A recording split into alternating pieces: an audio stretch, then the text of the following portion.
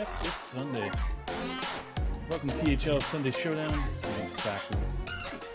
Joined here by a regular cast here on Sundays. Starting off with Mr. Dollar Bills. How you doing, Dollar Bills? What's up? What's up, everybody? Happy Sunday. Great to be here. And I was going to try to come up with a pun for snap, but I started talking before I actually had one, and here I am. I put myself in danger, and I Nat won it. Perfect. But I'm so glad everybody's here. But don't go anywhere. I'll see myself out. Exit stage right, maybe left. Yeah. And then we get the wonderful Mayanadon. How you doing, sir? Oh, I'm doing great. I love that, Bills. You came in with the sup, and then you kept going. I thought you were digging yourself out of it, and then it's just I thought something would arrive if I just stalled long enough. and you know what? I think you nailed it, and I loved it. I wouldn't have it any other way. That's right. Snagglepuss, Snapdragon. That's the one. Snap. That's the one. No, stop right there. You got it. No, excited to be here. We got a couple of great matches for everybody watching out there. Some deciders. In Twitch or I guess YouTube later, if you're one of those. One of those. So, Yeah. you guys want to go over the first match? I got the bands already, so I'll let you guys break Oh, it wow. down. Oh, my gosh. Yeah, Okay, well, yeah, so I'm here today. All right, so for the first one, it's going to be a Legacy Gold battle between close parentheses, and How I Met Your Murgle, Quaz versus Corrodin, Druid Mage Rogue Shaman versus Druid Mage Priest Rogue, but the following has been banned. Dramatic pause. The following has been banned. That was dramatic pause, man. Oh man, it was too dramatic. I wasn't ready. So the mage has been banned for both players. Mages all around. We definitely have had plenty of opportunities to talk about how Mage is one of those public enemies. Number one, Druid, obviously. Druid often comes up in that conversation. A little bit of side conversation about things like Rogue, Priest, Shaman, stuff like that. But Mage, Druid. I mean, you can just look around. We're going to have 4 players this evening. All 4 of them have brought Druid. Yeah. And only Ridiculous Hat dares not to bring Mage. So that's of course the Purple Series coming on at 9 o'clock. First, 8 o'clock, Quaz versus Corrodin. And this has some points, it's particularly for Quaz. We were talking a little bit before the show started. If Quaz can really take care of business on this one, it really changes the outlook of the points. Yeah, absolutely. The 9-13 right now for the team, so 4 points. That clean sweep for Quaz would mean a tie, which can be pretty crucial in this part of the season. They're currently 3rd in the rankings there for their division.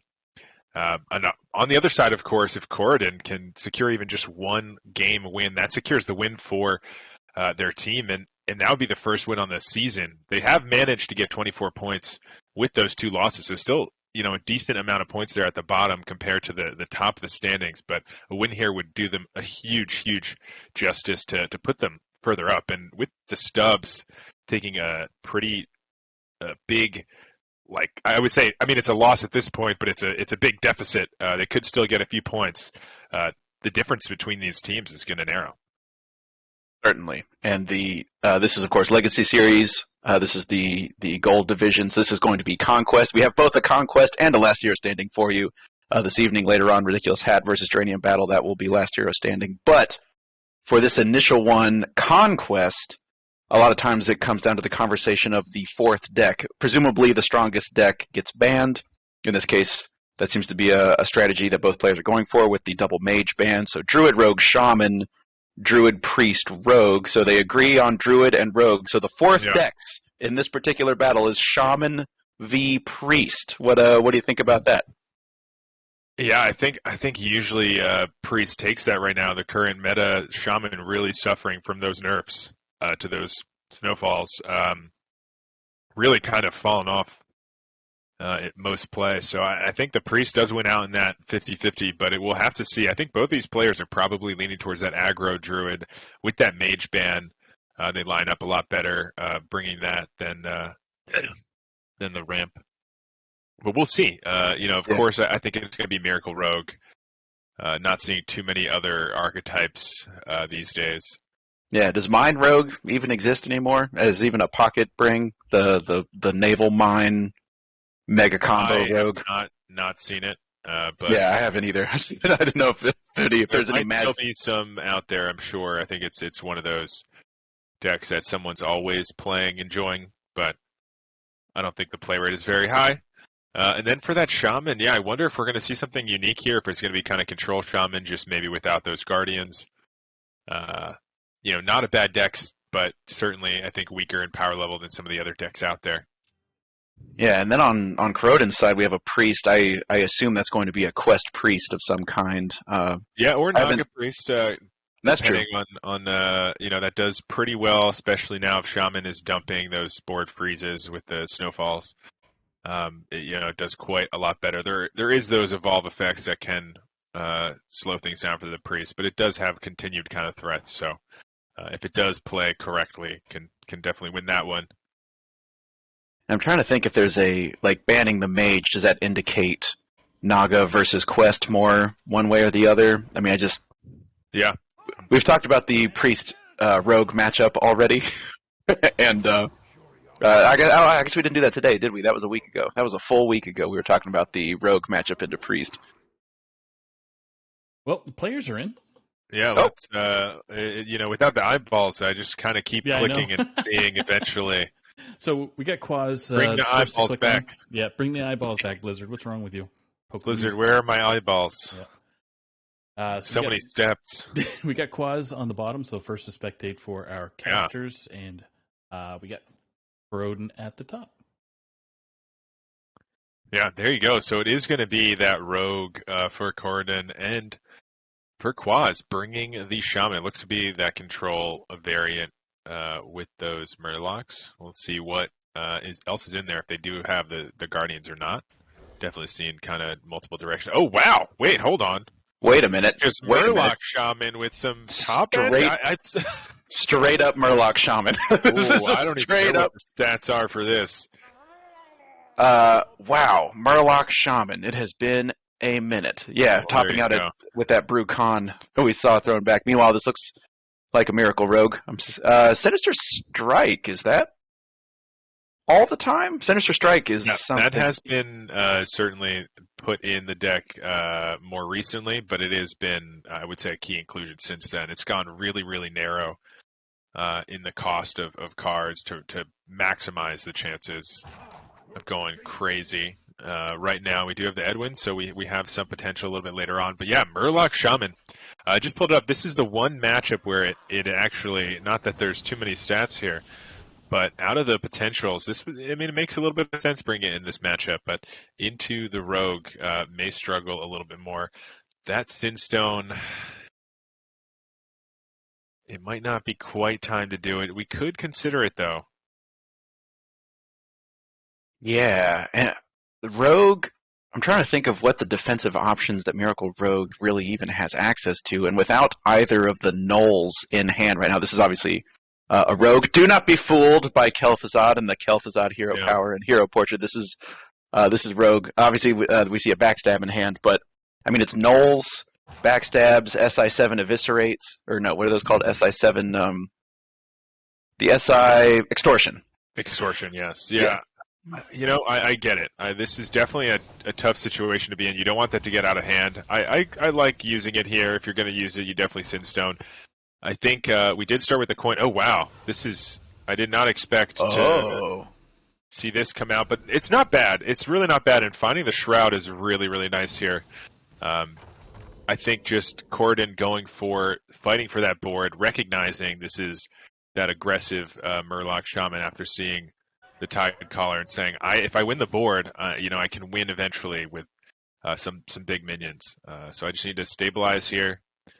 Probably not going to do Edwin for another turn or two, and that'll give me my graveyard one more time. There's the Wild Paw Null. We did see that early, turn 2 reveal. So Null at 3 mana actually going to be played here. Makes sense to try to fight for that board like we were talking about. Yeah, and already we see even a relatively modest 4/4 Sinstone Spirit going to be able to really help battle alongside the rush of that Null. In the hand for Quaz, Tide Lost Burrower is a Dredge, which can give you a 2/2 Murloc, and then of course Cookie the Cook, a legendary from for quite a while. Gets you that healing weapon. And if this does turn into a battle for the board, having the combination of a little bit of life steal from Cookie to Cook, and then a little bit of life steal and a little bit of board control from the ladle, from the stirring rod. If Corrodin keeps feeling like they have to summon these sort of more mid to small sized spirits. Yeah, worth noting real quick here for Quaz, yeah, that only one of these is going to be discounted, as we did play the spawn pool. So if Quaz wanted to play 2, that was definitely the 2 available. Certainly. And now we see Necrolord Draka coming into hand, and I mean, you mentioned the Shroud is a great pickup. Helps draw out some of the creatures from Corrodin's decks just to try to make it so that when Edwin Defias Kingpin hits the board, can hopefully cycle through several times. And Necrolord, they're pretty good. Nice. Yeah, that's great. Interesting. Oh, Schooling could also help fight this board here. Perpetual Flame may be that other consideration. Because of the way Schooling is worded, does each Piranha decrease the cost of the Null? Oh.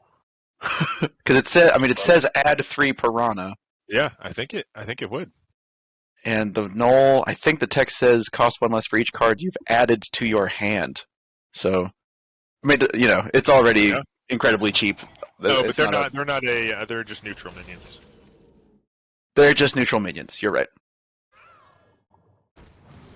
All right, so gonna go ahead and grab, I assume, a 2/2 Lushwater Scout. Could grab maybe a Mercenary. Grab the Scout. And just hope this is going to be enough to stabilize. But we know that those Piranhas are on the other end, and we're just top decking here for Quaz at this point. Yeah, Quaz really needed to hit that Gorlock, the Gorlock draw 3 Murlocs guy. Gorlock Ravager. Okay, looks like we're going for another Tooth here.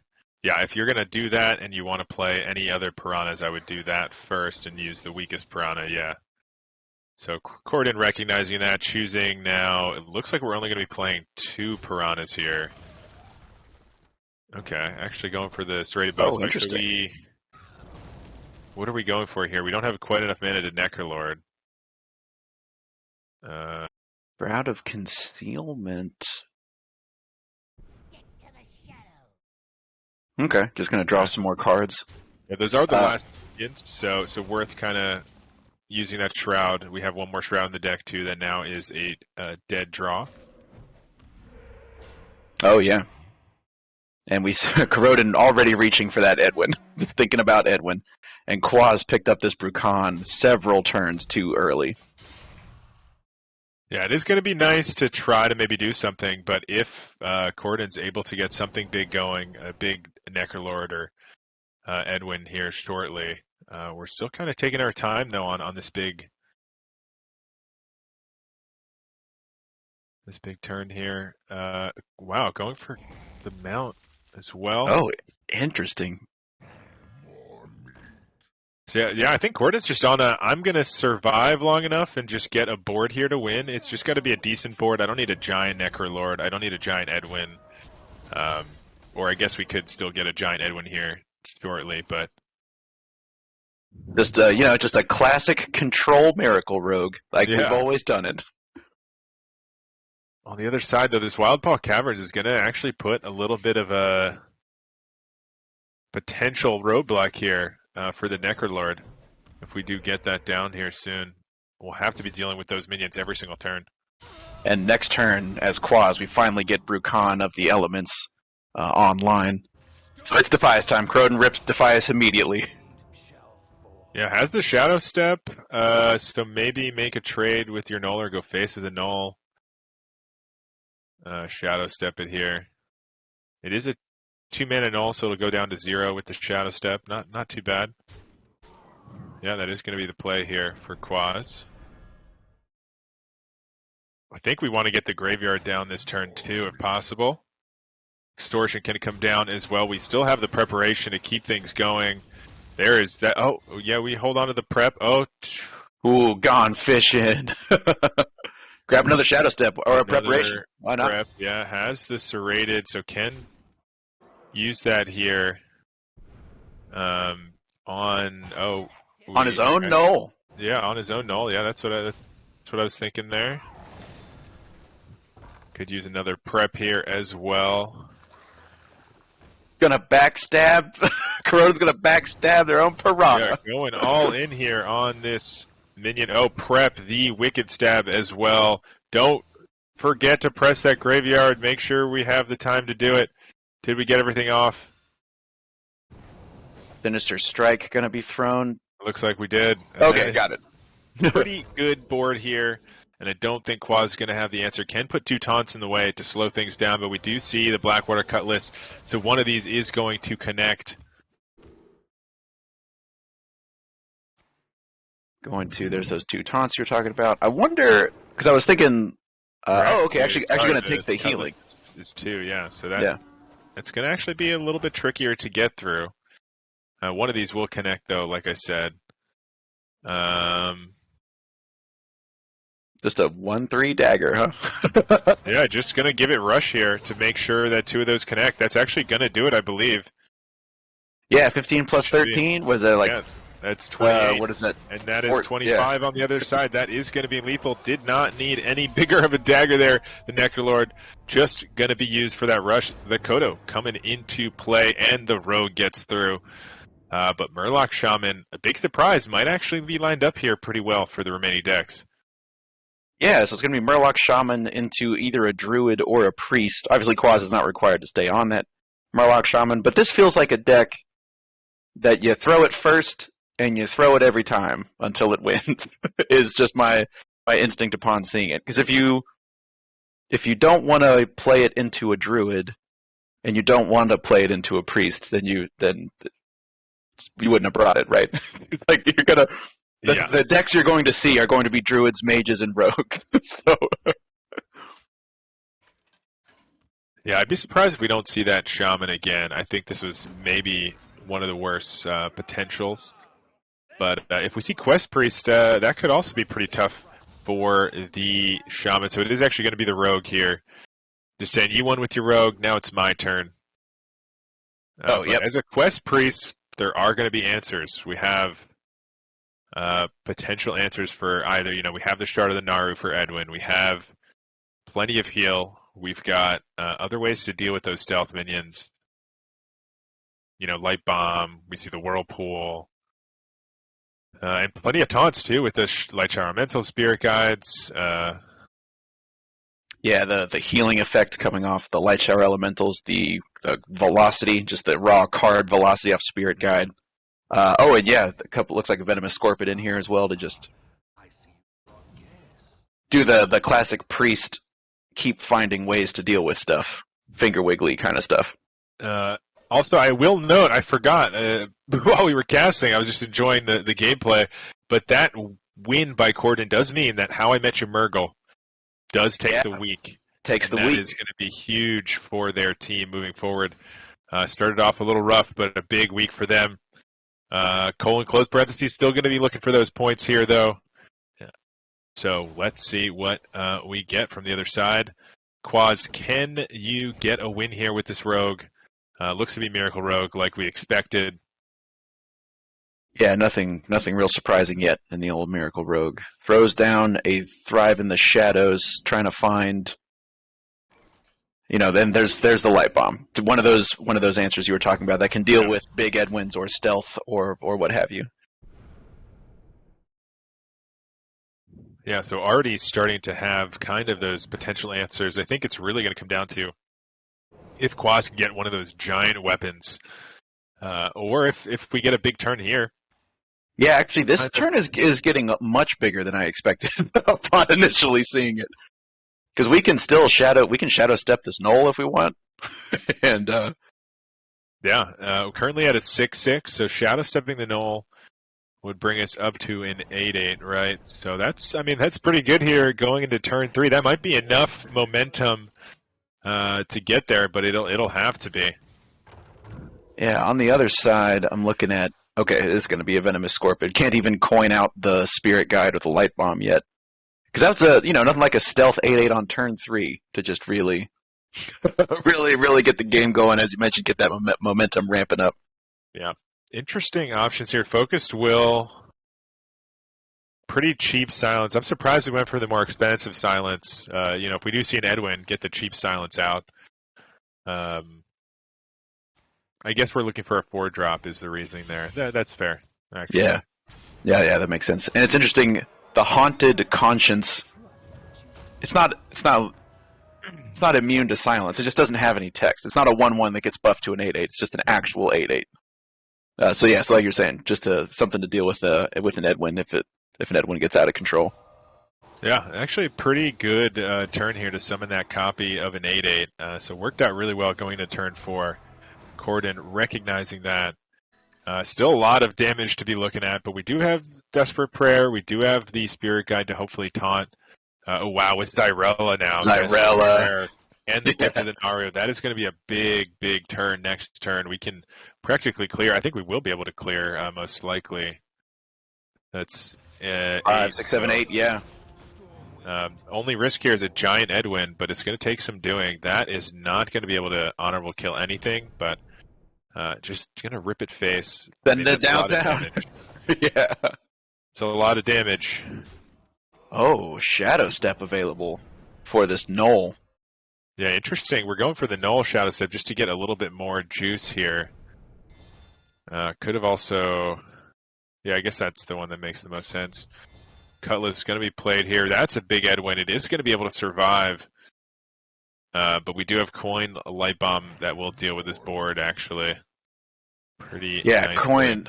I mean, I certainly don't fault Quaz for going what is essentially all in between an 8/8 and a 13/13. That's a pretty big. Oh, actually, going to clear off the Haunted Conscience. So. Yeah, unfortunately, that is going to be an all-in that might not be. I mean, we have 4 damage, with the Wicked Stab next turn. I think it has to be the Coin Light Bomb. We don't have enough heal with the Zyrella to do it. So it's Coin Light Bomb. It's just a choice of Desperate Prayer. Do we want to use it now or do we want to save it for a Zyrella? I think it might be worth using now. Like, the only way you lose, I think, is this turn. They've used the Graveyard. They used the Edwin. It's really Draka, and they can't get the crazy draws that they got earlier without the Edwin anymore. So yeah, the unlimited chain potential is gone. We're not really seeing the not exactly flush with resources, right? Quaz's hand is looking pretty thin. It's kind of why it was, the Null was nice, and I get it, but there was reasoning there to, get the Edwin, just because you're going to get a big minion out of this Haunted Conscience, from the Graveyard. You're going to get a big one just by that turn alone. And Shadow Stepping the Edwin is going to give you another pop-off turn and makes you immune to just losing everything here to a Light Bomb. And you knew they still had the coin. You knew that Light Bomb is a potential answer. And, you can force it out and maybe do something else. There is the Draka, though, so if we're able to get some sort of turn going here shortly, maybe we'll be able to push enough damage. We have the Wicked Stab. Draka, if we can get like a 4 or 5 attack dagger here in a couple of turns, maybe we can get there. But every turn we wait, there's just more potential things that can jump in the way. We see that Mutanus in a couple turns that might eat this Draka if we wait too long. We got the Spirit Guide to block one of those weapon hits. It's getting pretty tough here for Quaz. Yeah, and there's just not a lot of things for this Mutanus to hit anymore. the chances of it hitting Necrolord Draka, pretty high, because we've seen both Nulls. We've seen Edwin. We've seen Utar could also steal something here. Might as well, right? Give them a condemn, and yeah. Quaz does not need to condemn. Quaz extremely would like to keep Necrolord Draka, and the Mad Duke can just. Yeah, and I think this Shroud has. I think that's everything, right? We've seen both Nulls. We've seen Maestra. We've seen Edwin. and we have Draka And in hand. there's Draka. Yeah, that's pretty much it, right? No one's doing loan sharks or anything like that anymore. So it's, No, like yeah. very few people are running Krakatoa, but you'll also see like Scab's Hero in those. Mhm. So we're going in. Quaz is going in. Yeah, but most people have gone quite low to the ground. But that is a 4 damage weapon. This is the turn. Managed to clear off that minion as well. Worked out pretty nicely getting that. But unfortunately, there could be a Light Shadow Elemental in the way. Alternatively, Keel 8 off the Behemoth. Yeah, the Behemoth. Blackwater Behemoth. The Draka, and that might just be it here. I don't think we have a way to deal 4 damage, certainly not with Shrouded Concealment and the Wicked Stab, and that's just not going to be enough with that 8 heal every single turn. I mean, 8 damage. I'm doing the math here. 4 plus 4 is 8. 8 plus 0 is 8. Yeah, we need 6 damage, and unfortunately, we have potentially the damage in the deck. We've got a Tooth and Nefarian still in the deck. We've got Wicked Stab, and if we're also running those, the Sinister Strikes, that's more damage. So there's enough in the deck. It's just a matter of getting it, and it's just not going to happen fast enough here with this 8 heal every turn. We're only dealing 4. So really, they're healing 4 every turn. Yeah, and once this knife runs out, next turn Corrodin heals to 18. I'm interested to see where this Wicked Stab goes. It has to go face, right? There's never a world, because you can wait till 10 mana, it'll do 6 damage. But like you said, that recursive healing of this 8. Oh, and a Light Shower Taunt, restore 8. This feels like the door closing all the way. Gift of the Naru, why not? Hey, Quaz has not taken never mind.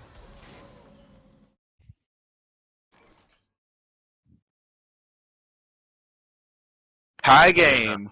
21-21. Yeah. I suppose tie game is one way to look at it. But here we go. So that is a 2-0 lead here for Corrodin. Only 1 deck remaining, and it is going to be that Druid. Has to beat either Murloc Shaman, Miracle Rogue, or the Mirror. We don't know actually if it's it's a class mirror, but we certainly don't know if it's a actual deck mirror. Yeah, you were mentioning the possibility of it being that more tokeny druid, like the aggro druid, on account of the mage ban. Likely. Yeah, so I wonder if we're about to see some 4D chess action where Quaz is like, now the series begins. I'm here to beat up on token druid with my aggro shaman, and actually opts for the druid mirror. So here we go. Yes, a Druid mirror, and it looks like both players are running aggressive Druids here, so it's just going to come down to who can be the most aggressive first. And I'm interested to see, did Corrodin mulligan already? Like, is this a Vicious Slither Spear, Peasant, Druid of the Reef keep? No, still deciding? Still deciding, I believe. Still deciding, okay. Yeah. I'm always torn on Peasant, because Peasant basically has super taunt. Oh, wow, not keeping the Druid of the Reef there for Quaz. Oh, yeah. Oh, does get one off the top, so knows what's up. Now, could draw the Planted Evidence. We do have the mana for that. Pride's Fury is always nice. You don't really like seeing that at the bottom of the deck, though. Yeah, certainly not both copies. That's pretty grisly. Yeah, we're pretty much relying now on finding some more dredges to get those, because I think that's really how you swing these mirrors, is getting one of those down. You get some value trades, you win the board, and then they can never come back. But both players go for that aquatic form early, gets to see what's in the box. We have the Druid of the Reef, and these are much nicer, cheaper minions, cheaper things to do. And you're going to draw those guaranteed for both players. And I'm interested, of course, going first in an aggro mirror is just classically going first is better. With the Druids of the Reef and the coins available, as well as Corrodin having that Pride's Fury available immediately, plus being able to get this Peasant down behind a taunt, this is a strong swing for Corrodin and How I Met Your Murgle. Yeah, pretty good start there for Corrodin. I'll Couple of options on the other side, though, could go for that Mark of the Wild trade. That's a pretty big minion, but you do leave that peasant alive. Alternatively, Living Roots can reach that peasant, but it's not quite as potent of a turn otherwise. Can throw in a sidekick there, just get your Druid of the Reef a little bit bigger. Gosh. Definitely don't want to lose the resource war here. Right. And okay, actually going to start with the planted evidence. Ooh, sow the soil. Yeah, another way to build a board here and clear off this minion. Yeah, just peasant. You cannot let the other druid have a peasant. You just can't let him have another. You can't let him have a peasant. Absolutely. Funny, for a 1-mana 2/1, the peasant has got to be one of just the scariest cards to see come down early. Like the Manatide Totem. That's the only other one that strikes the same flavor of fear into me. Yeah, and Manatide costs more. Yeah. Doesn't have attack. I guess it's easier to kill the peasant, but so it's only turn 2 right now, only 2 mana available, so it's either Reef Slither Spear. I assume you don't want to ever hero power, right? Because especially with a Pride's Fury in hand, you want to be able to drop that on as many creatures as possible. Because as you mentioned, pivotal in the mirror, getting that bonus health. Yeah, it's going to be interesting what else we do here. So it looks like it's going to be just going for that taunt on the Druid of the Reef, protect the Slither Spear as much as possible. We're in full-on defensive fighting game where everybody's just holding block. Both players are holding block, just looking for an opportunity. Yeah, I feel like this is just going to come down to just this back and forth until one player just solidifies that board and takes it. And right now, that's a pretty big turn here for Quaz, putting a big minion in the way. Living Roots coming into the hand for Corrodin. Not quite enough to clear off the Druid of the Reef, but no, it would be a 3/1 and just no way to do. Okay, so do you hero power? Like Living Roots into the Druid of the Reef and hero power into the Druid of the Reef? Ugh. It feels so bad. That is a painful. It might even be saplings. Just try to fight for a board here. Yeah, play the cook and then just call it there. Make them do some weird trades. They can value trade a couple times here, and just pray that they didn't have going into that turn the Pride's Fury. We saw that they were both at the bottom of the deck. Yeah. Interesting set of options here. Force of Nature would cost 3, but it is going to be Living Roots, as you mentioned, so important to take tokens off the board. Plus, Quaz does have the information that both Pride's Furies are on the bottom. So it is just going to be cleanup. Hero powering. Yeah, just trying to just win the board. Like I said, once you take that board, it makes it a lot harder the other way. So it is just beefing up this big taunt, securing a decent enough board here, the 1 health all around, slowly chipping away, and just needs to find some of those buffs. That's not the only buff available. But this from Corden is just not going to be quite enough. This is not very exciting. A couple of 2/4s or something, but this 3/6 is just standing firm in the way. Yeah, the amount of health that's being... and Jerry Ray Carpenter is amazing. That's going to be huge for Quaz here. That might just be the win. Corden, I don't know what you can draw here to come back on the board. This is how this matchup just ends up going. One person wins the board, and from there it's really tough to get back. It looks like we're just going to go face here, though. Ignore their minions. They have to make some awkward trades. And Herald on Nature not going to be enough here. Not even going to proc. That is a miss. And now that this Druid of the Reef has 4 attack, it's really hard to get. Yeah, that's the end. Boy, the Druid v Druid mirror, like aggro Druid specifically versus aggro Druid, is like a pendulum that's upside down, right? Like they're both pushing, but once it starts to go, just wham, just nowhere to go. That Jerry Rig Carpenter was probably the best draw in the deck. Is that fair to say? It certainly was up there. Yeah, probably, definitely. I mean, we knew where the other two, the two prize furies were, so probably yes, the best. Maybe even better because you can play both sides. Okay, now let's see how this shaman does. Murloc shaman does have a lot of different ways to try to battle for a board. We saw South Coast Chieftain earlier. There it is right there. Can allow you to zap past taunts and stuff like that. Gorlock Ravager, of course, actually presents a much-needed draw that's not peasant-based. Yeah, I actually think the shaman here can get a board going a little bit quicker than this druid, and if it wins that board, the druid has no way of coming back. And I think I have this feeling that this is not based on any statistics or data or anything, but I just have this feeling that the Murloc Shaman can go longer than the Druid can if they fight to a standstill. Although able to completely clear off all the Murlocs, it definitely makes the Murlocs worse. A lot of the Murlocs require you to have other Murlocs, whether it's the South Coast to activate the Battle Cry, or Lush Water requires you to play multiple Murlocs in a single turn. Yeah, I mean, you have the Clownfish, so it might just be Lush Water here, and then if it works out, they either double trade and play something, or they to clear it, they have to double trade and hero power, and then they don't have as much to play. And if they don't do that, you have that Lush Water available for your Clownfish turn. You can then follow that up with the South Coast Chieftain and this Spawn Pool Forager.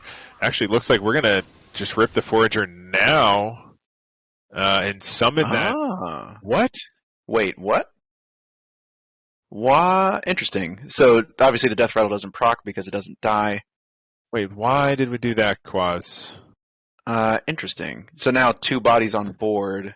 If we were going to do it that way, why wouldn't we just coined out the Clownfish and then played a couple of 0 cost? Yeah, if we were going to use the coin there, yeah. Interesting. Be interested to see how this plays out. Yeah, we could have coined the Clownfish, then we could have done the Lush Water and the Chieftain or something even, and gotten a better clear. That could not have been the right turn. I'm sorry, Quaz. I'd be interested to find out what the ideal turn 2 there. So this, of course, is going to come out. It is going to get +1 attack as a result of being the Lush Water wrong Scout. Order there a little bit. But currently winning the board here, Corden, surprisingly. On the other side, though, we did draw a 2-cost Murloc there, so that is going to be a big swing turn here. Anyway, we have the Chieftain. And now suddenly the board swings the other way. We have the Ravager here in 2 turns. It's funny. Gorlock Ravager sitting at 5 feels like it's eons away. Oh, actually hits a Power of the Wild with that one. So a Panther and +1/+1 both available. Yeah, considering a couple of options here.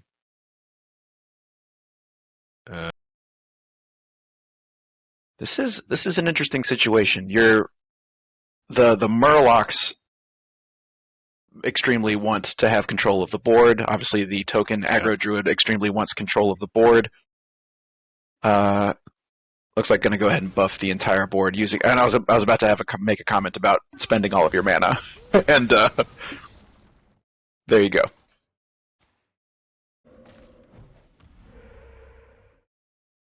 Yeah, and now on the other side, Quaz, kind of just going back and forth here so far. Decided to make the trades. Just trying to negate any value trades. Gets even this trade here. Quaz just committing fully, says, I have the Ravager. I'm going to be able to kind of get back on this board here soon. But we do see Corden is the first to strike. But this might be it if this is dealt with. Yeah, the Gorlock Ravager is going to provide additional resources, but a 5-mana 4/3 is actually not going to be able to clear there's going to be an additional buff, of course, on the Murloc Tidecaller, but there's not going to be enough to actually clear the Crooked Cook. And we see Corrodin actually going to increase the health of the Crooked Cook anyway. So Additional resources for both players. Tide Lost Burrower is an interesting pickup, but it is just going to be the Ravager this turn. Yeah, I think For it some has reload. to be the Ravager. Now it's just a question of, do you make this trade into the Panther just to force a hero power if they want to, or a buff if they want to get a draw? Because they do need 3 damage to get the draw off of the Crooked Cook. So yeah, it is going to be that trade here for Quaz. And this Ravager, of course, getting the buff off the Ooh. Strength Totem. Oh, Thorngrowth Sentries is a pretty good defensive one for Croden to try to get some additional draws off this Cook. And so these attacks are going face every time. Once draws off this Cook. Yeah, it's going to be very useful here, but we do see there's quite a lot on the other side. Ooh. Probably going to see 2-3 drops here to try to stabilize. Yeah. Do you do a War Leader and a Seer, or 2 War Leaders? Yeah. War Leader and a Seer. Yeah, having the extra health is too good. Yeah, those 2 taunts are pretty big, though. Let's see. Whoa, Pride's Fury. So we are going to be able to get this Druid of the Reef into the Pride's Fury down and have enough mana to also hero power. So pretty good use. I mean, Curve Stone it is. We get to play all of our mana. Not a bad result. Goes for the rush there. Does allow for some... Oh, actually, yeah, we're going into the War Leader here. I don't get to see Druid of the Reef in Shark mode that often. That was pretty exciting. It's usually... feels like it's almost always Turtle mode. It has really felt that way this game. So now just going to have to answer once again. And finding a Flurgle. I mean, yes, get a Flurgle. A 2/2 Flurgle. What do you mean? How is this a decision? It's definitely 2/2 Flurgle every time. You get that extra 1 damage, then you can play the Chieftain. Yeah. And next turn you get to play Flurgle. You mean to tell me that I get to double Flurgle? I get to Flurgle while I Flurgle, so they added a Flurgle to the Flurgle? Yeah, right? Okay, Planted Evidence, trying to find some sort of board build here or something to buff. Living Roots is something. Nourish does allow you to try to draw some cards here, though, when you desperately need them. So Corden, going to go for that. Finds a few minions. Interesting options here. So this Pride's Fury is a full cost 4 mana, so any of these creatures Corroding cannot combo with Pride's Fury. An interesting situation, and Corroding fully aware that Flurgle is the next card that's going to be drawn. Yeah, it's almost like maybe you need to hold back here and go all in. You have enough mana next turn to play all of the cards in your hand. But instead, it looks like we are going to go for just trying to fight for this board this turn. Able to clear off the Flurgle and go face with enough damage to draw a card. Not a bad result, but certainly does mean... I mean, we know it's just Flurgle, right? So not the end of the world. True. Flurgle War Leader Hero Power, looking like the order of the day for Quaz. Gonna get a single explosion off the Flurgle. This is kind of a... I mean, this Cook... Okay, yep, this Cook is going down. It's got to go down. Yeah. The heal is going to be quite nice here.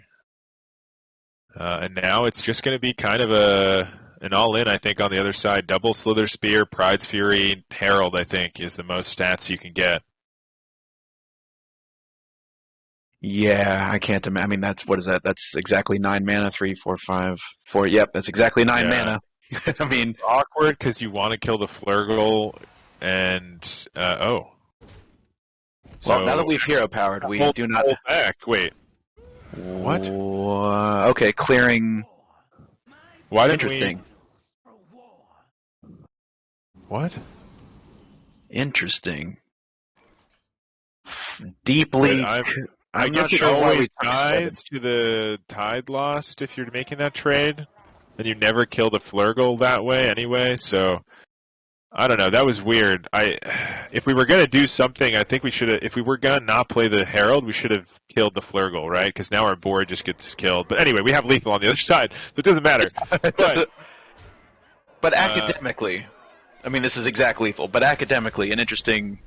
Yeah. And now it comes down to Rogue v Druid, and we have ourselves perhaps the finest phrase in Hearthstone, it all comes down to a game 5, my friends. Oh, yeah. We are going into game 5. It has been extremely fast 4 games. I think we're going to have another fast series after this. We have some fast players. But, yeah, looking forward to this one. Is it going to be that Druid versus I almost said Shaman, the Rogue on the other side? Right. I was like, wait a minute, did Quaz just queue up the Shaman again? No, this is Rogue. Man, I got played like a piano, played like a harmonica, played like a harpsichord, like a theremin, like dominoes. Well, not a bad starting hand here for Corridon. Want to get on that board quickly and apply pressure. Vicious Slither Spear is quite a good option for that, along with that Mark of the Wild.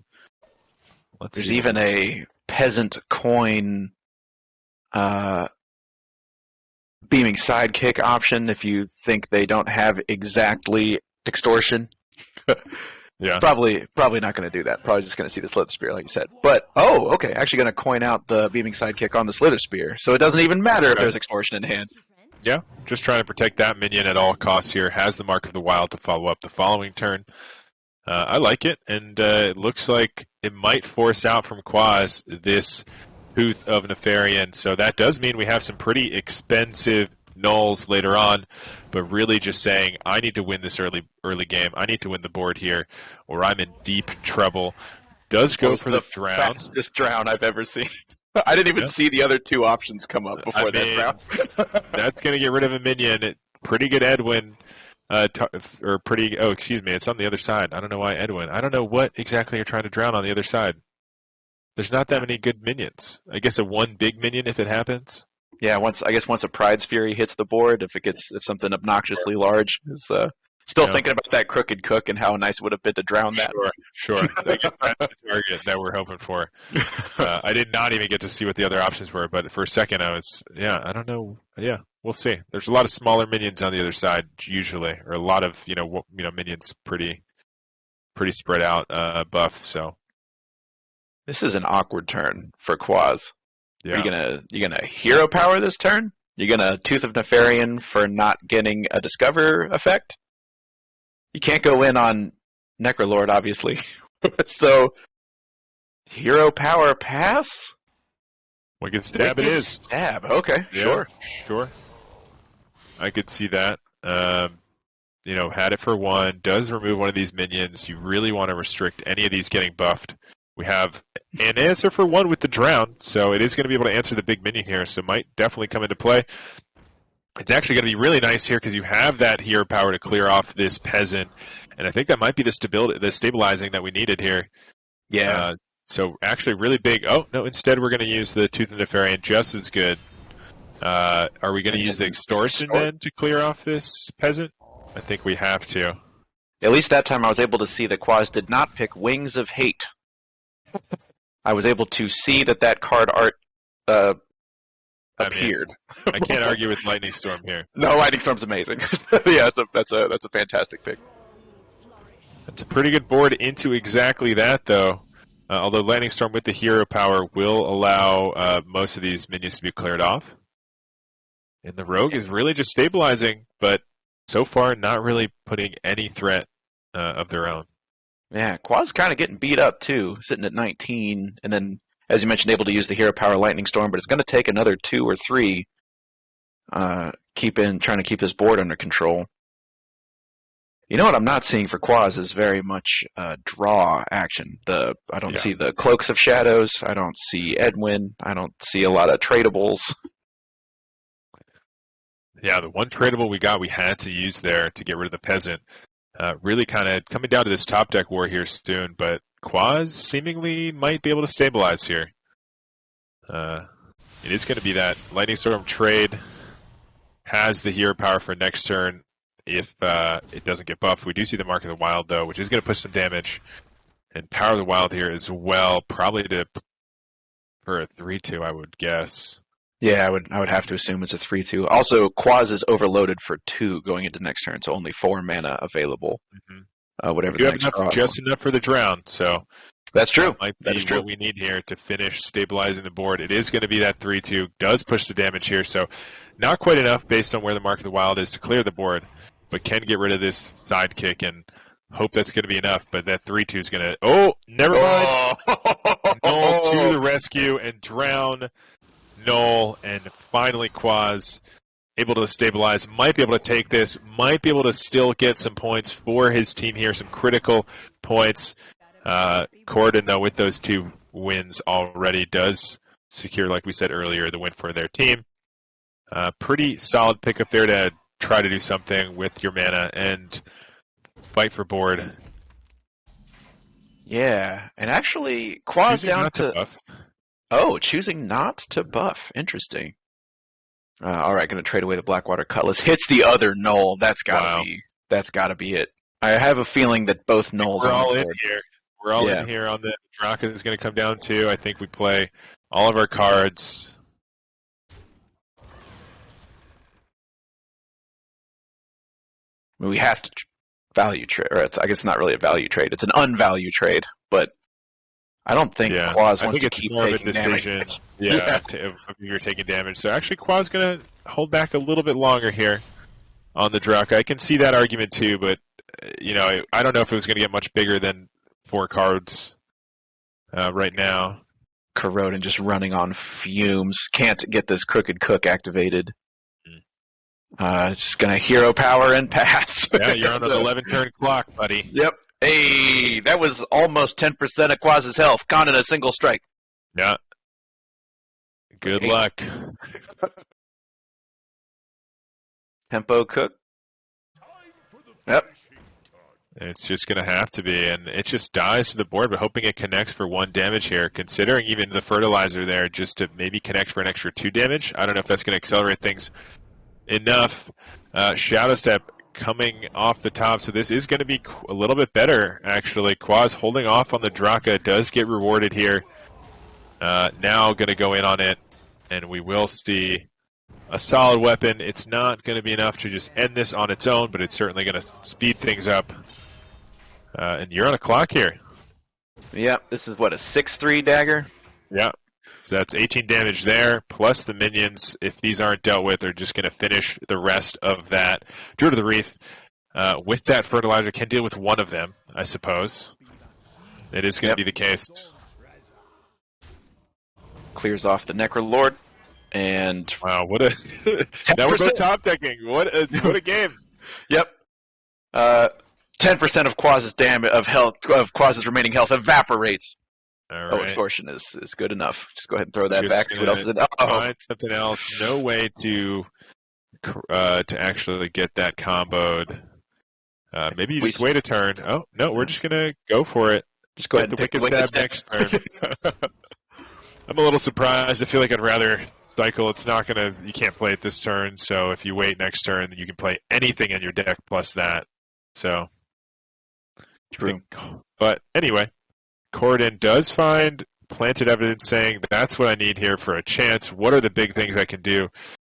Ooh, Nightshade Bud is not quite in. Discover your deck is not filled with big enough minions to warrant that. No. Thorngrowth Sentries maybe keeps you alive here, though. You see that the dagger might not be able to connect, so it might just have to be those sentries to try to survive a little bit longer. Our viewers can't see the cards, unfortunately, so...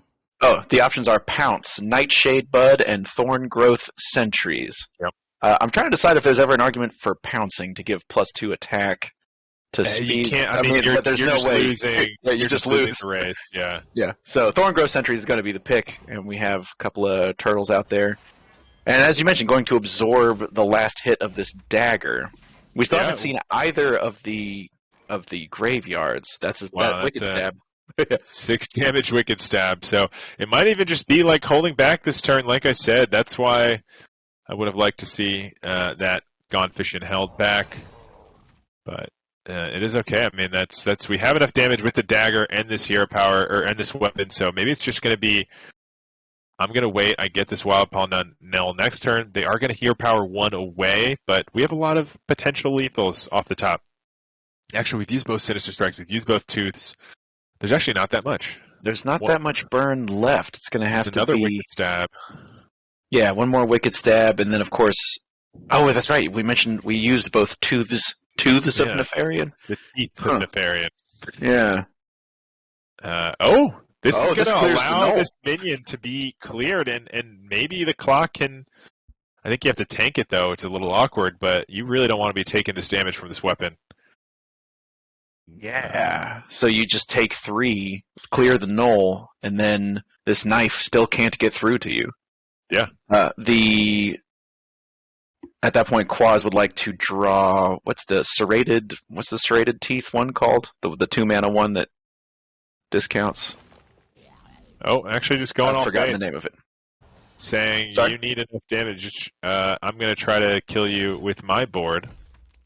I mean, I like this play too. It's either make that trade and hope that your top decks are better, or let them hit you with this and hope they don't have enough in the hand off their top decks.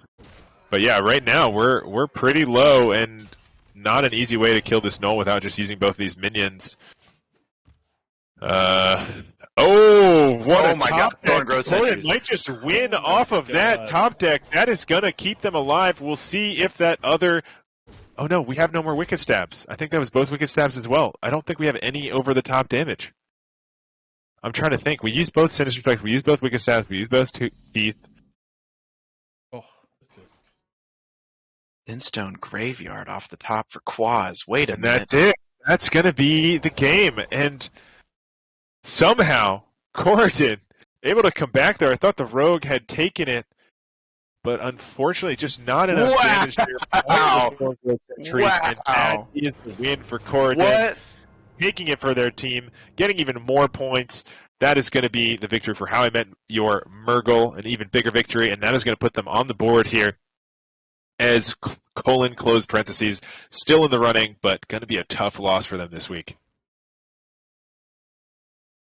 That was an incredible series. I really thought that Quaz had that one. I thought Quaz was going to win that, but the Thorngrowth Sentries pick up, the next Thorngrowth Sentries pick up, and that went down to both heroes being under 5 life. Obviously, we saw Corrodon down to his very last hit point. The only one that matters, the last one.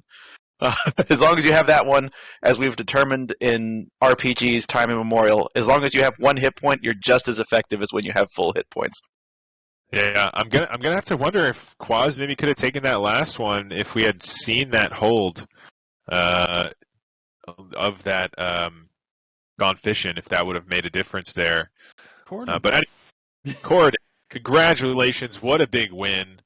You had the team win there with that first game, so probably took that pressure off a little bit. There was almost that return sweep on the other side, but you were able to stabilize. And that Druid found the win. Yeah, that Druid did not like me. It was a tough one. I was sweating after game 2. I was like, man, why did I bring this thing again? I should have just played ramp and scammed my way out of it. But yeah, I was sweating that last game. I inaudibly whispered a yell as my wife and son are sleeping. So Yes! You inaudibly whispered a yell. That was, I don't know what that grouping of words works, but, I'm with it. The most Inaudibly, the most quiet whispered yell you could ever imagine. I like it. Yeah, going into game 3, obviously you gotta win with your rogue, gotta win with your priest.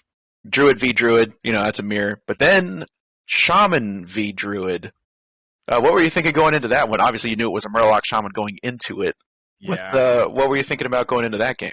After I saw Murloc Shaman, I know I basically just have to get bored and stay on board. If I lose the board, I lose the game type of deal. Especially in the Aggro Druid has legitimately no way to come back on board. There's no massive solar eclipse anymore. There's no Arbor Ups for 12 damage out of nowhere from 2 minions. So it's so difficult to stick a board and win it. And I mean, that's really what I was doing, was just trying to go as aggressively as possible and keep board and take as many value trades, but so many ways with Flurgle and stuff like that. And seeing the Clownfish discount and come out and having to trade off my Trogs didn't feel great. So it was a tough one.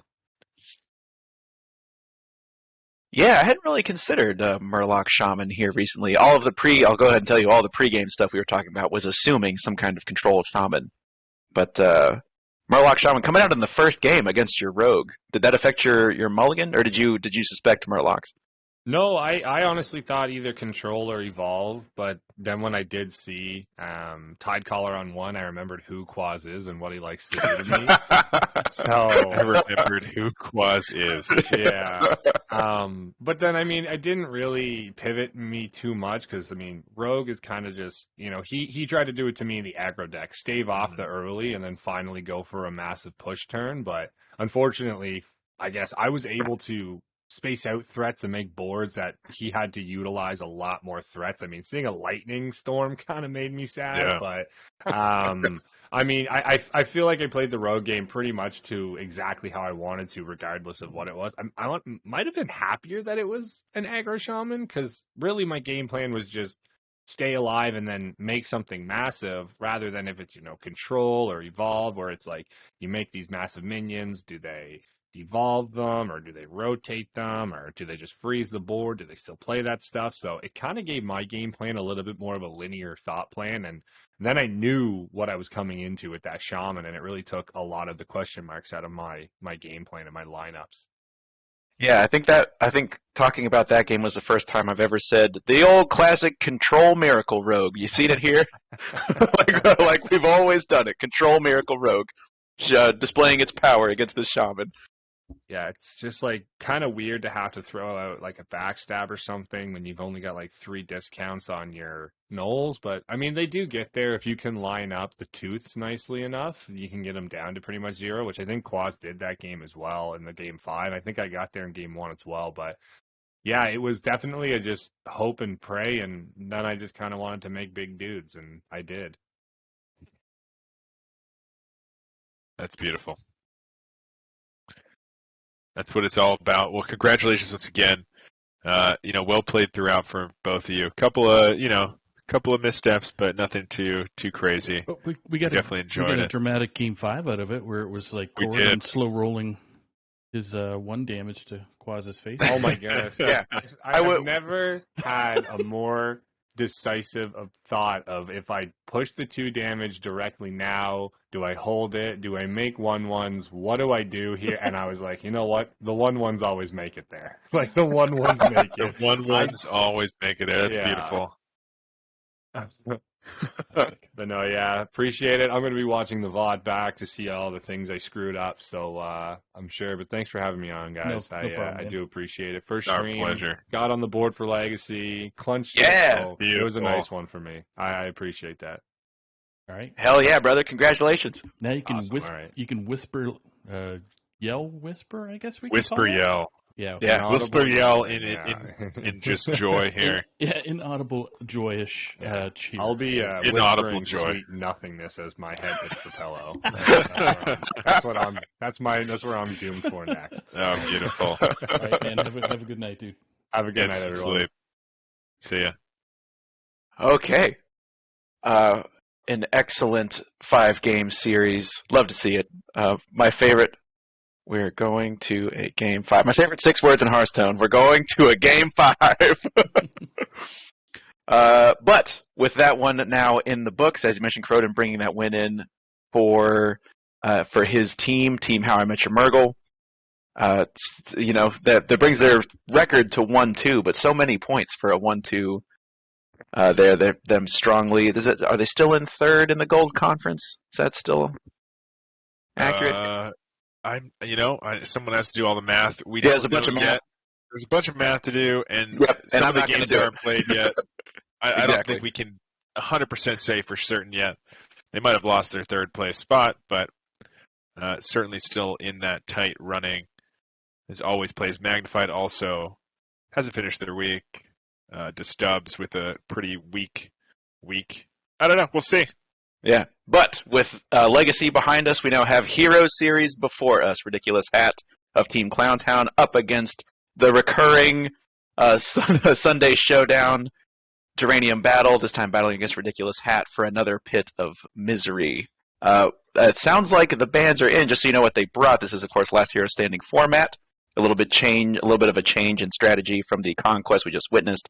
But Hat bringing the Druid, Hunter, Priest, Rogue, no Mage, the only player not bringing a Mage this week for here in the Sunday Showdown, up against Uranium Battle, Druid, Mage, Priest, Rogue. And Saku, hit me with some bands, brother. Another dramatic pause. Hell yeah. I did not interrupt this that time. I had a feeling. Both players are ready, but they have both banned Druid. Double Get out of here, Druid band. Get out of here. Aggro Druid sometimes can sweep. Ramp Druid, same thing. Last year standing format. Got to get rid of those polarizing decks that can kind of just take it sometimes. So don't disagree with that. That does mean that the Rogues are on the board. Could see Miracle Rogue also get some sweeps. Will we see those come out first? Or are we going to see something with an answer? If we do expect the Miracle Rogue on one side, the Mage is still up. And there's a lot of freezes in that Mage. It can sometimes really cause some problems. Definitely. With Ridiculous Hat bringing a Hunter, I just have this feeling that we're going to see a Hunter initial throw. I think so too. And then that's when you don't want to do the Mage. So I'm getting the players to start. So for viewers on the screen, we're going to see Geranium Battle. It's going to be at the bottom of the screen. First spectate for our casters. And then we're going to have our hat at the top of the screen. I also just take a second to appreciate the beautiful, the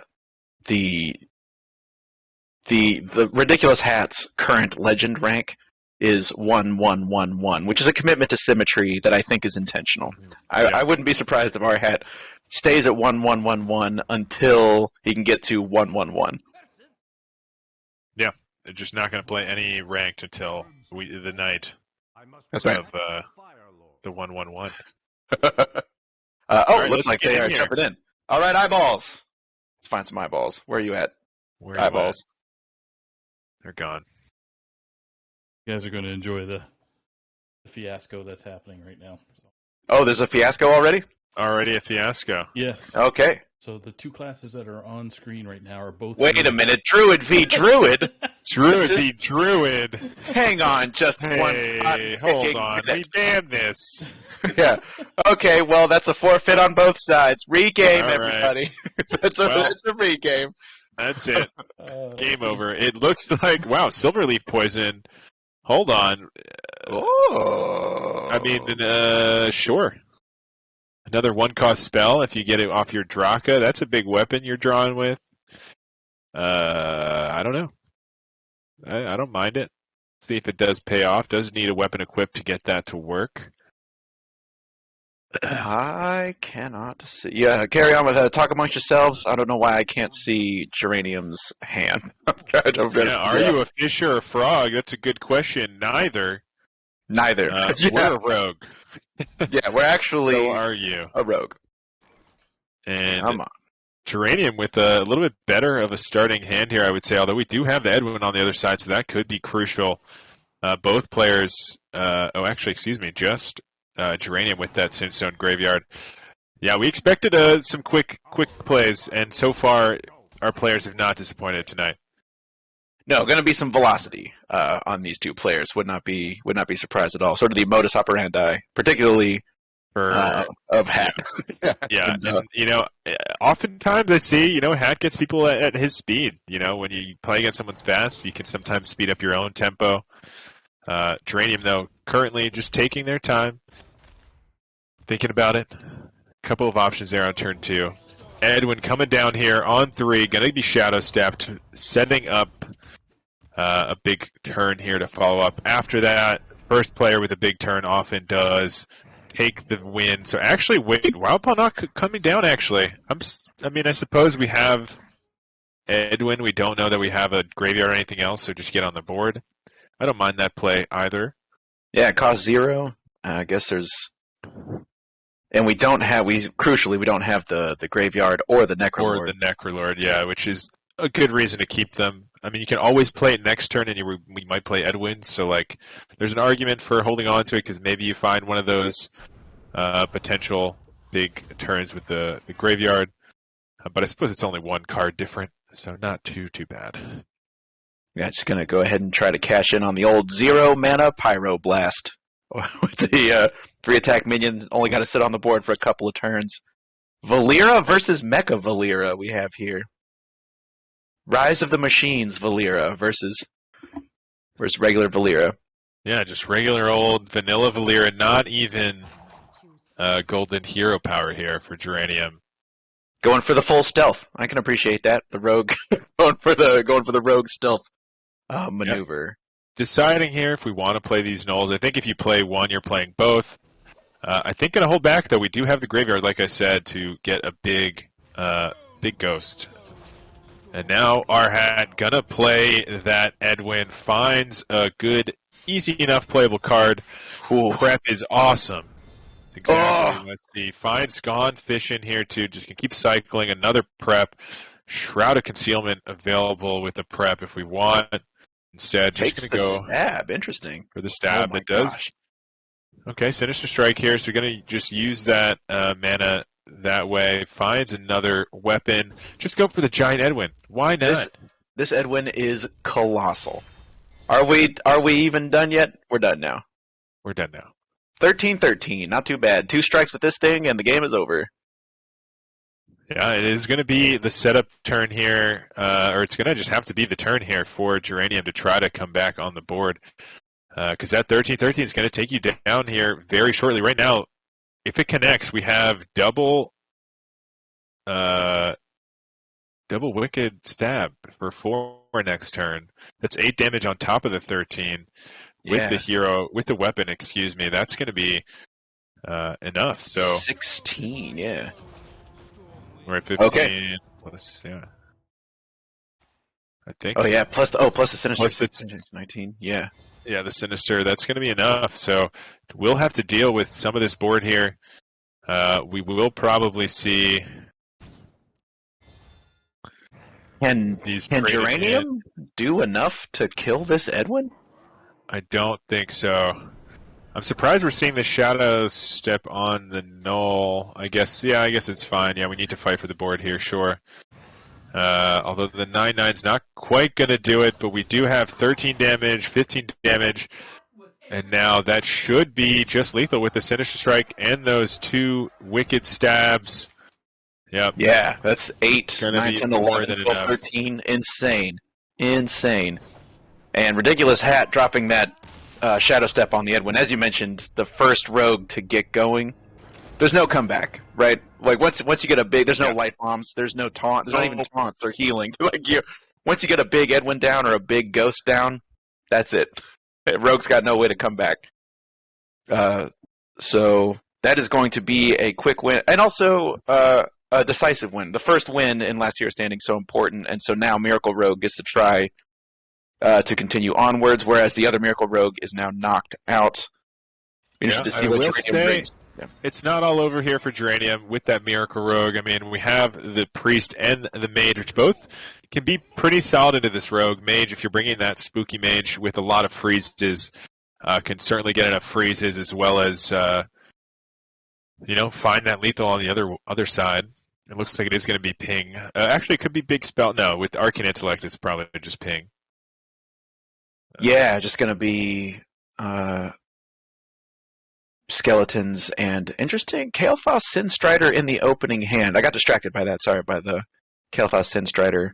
It's too expensive to keep, but being able to do big Sinstrider combos is something we were talking about at the top of the show. The old Sinstrider Bran and then Mordresh or Denathrius or oh my gosh. Isn't there another? I guess those are the 2 main ones I can think of. Big ones. I don't 20 damage. Here. Yeah. It looks like Geranium saying, "I'm not going to keep any of this. We found the wildfire, so it gets rewarded." And some armor there too in the cold case. There's Denathrius. May come into play. Usually these don't last till turn 10, but if they do, that heal could be crucial. Yeah, Denathrius definitely a long ways off, but having it in the early game.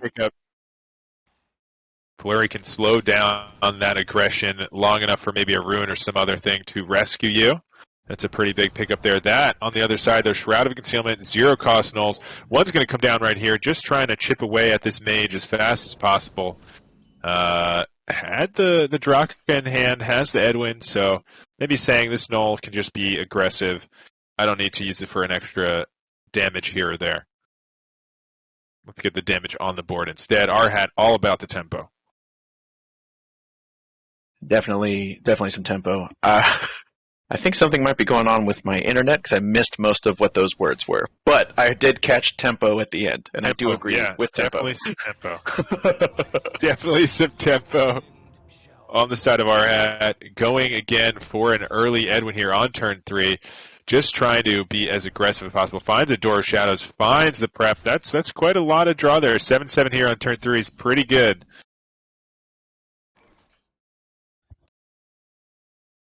Flurry available on the other side. Next turn to freeze too. Cold Case is going to come down instead. This turn just to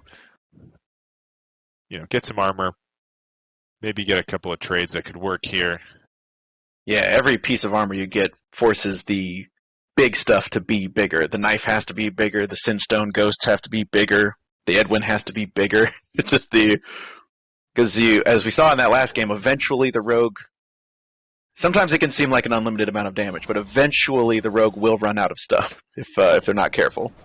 Yeah, so actually going for an intermediate Draka here, I would say. A 5 through Jagger, just saying 15 damage is going to be enough. I am going straight for the tempo before you can stabilize. You have those big spells, and I'm just going to smork you down. And right now it's working quite well.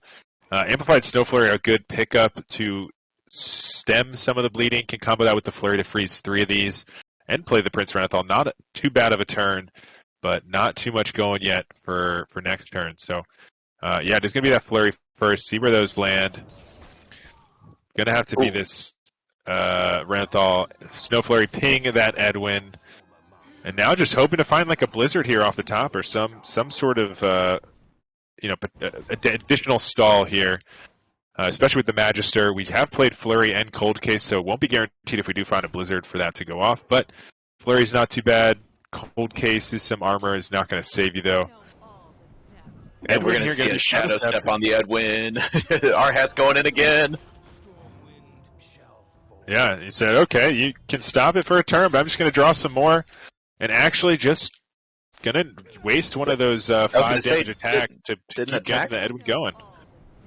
I think attacked first, no? Or did we not? Did we have 2? No, yeah, we did attack first. We did attack first, okay. Yeah, we only had 1 charge there on the weapon left. But still. Yep, absolutely. Giving up that weapon charge here to get a bigger Edwin, it might be just enough to get through here. Yeah, used up the little bit of extra ping damage that the ping had done. Gets an even bigger Edwin. Brand is not the move. I mean, it's going to be a tempo Brand, but...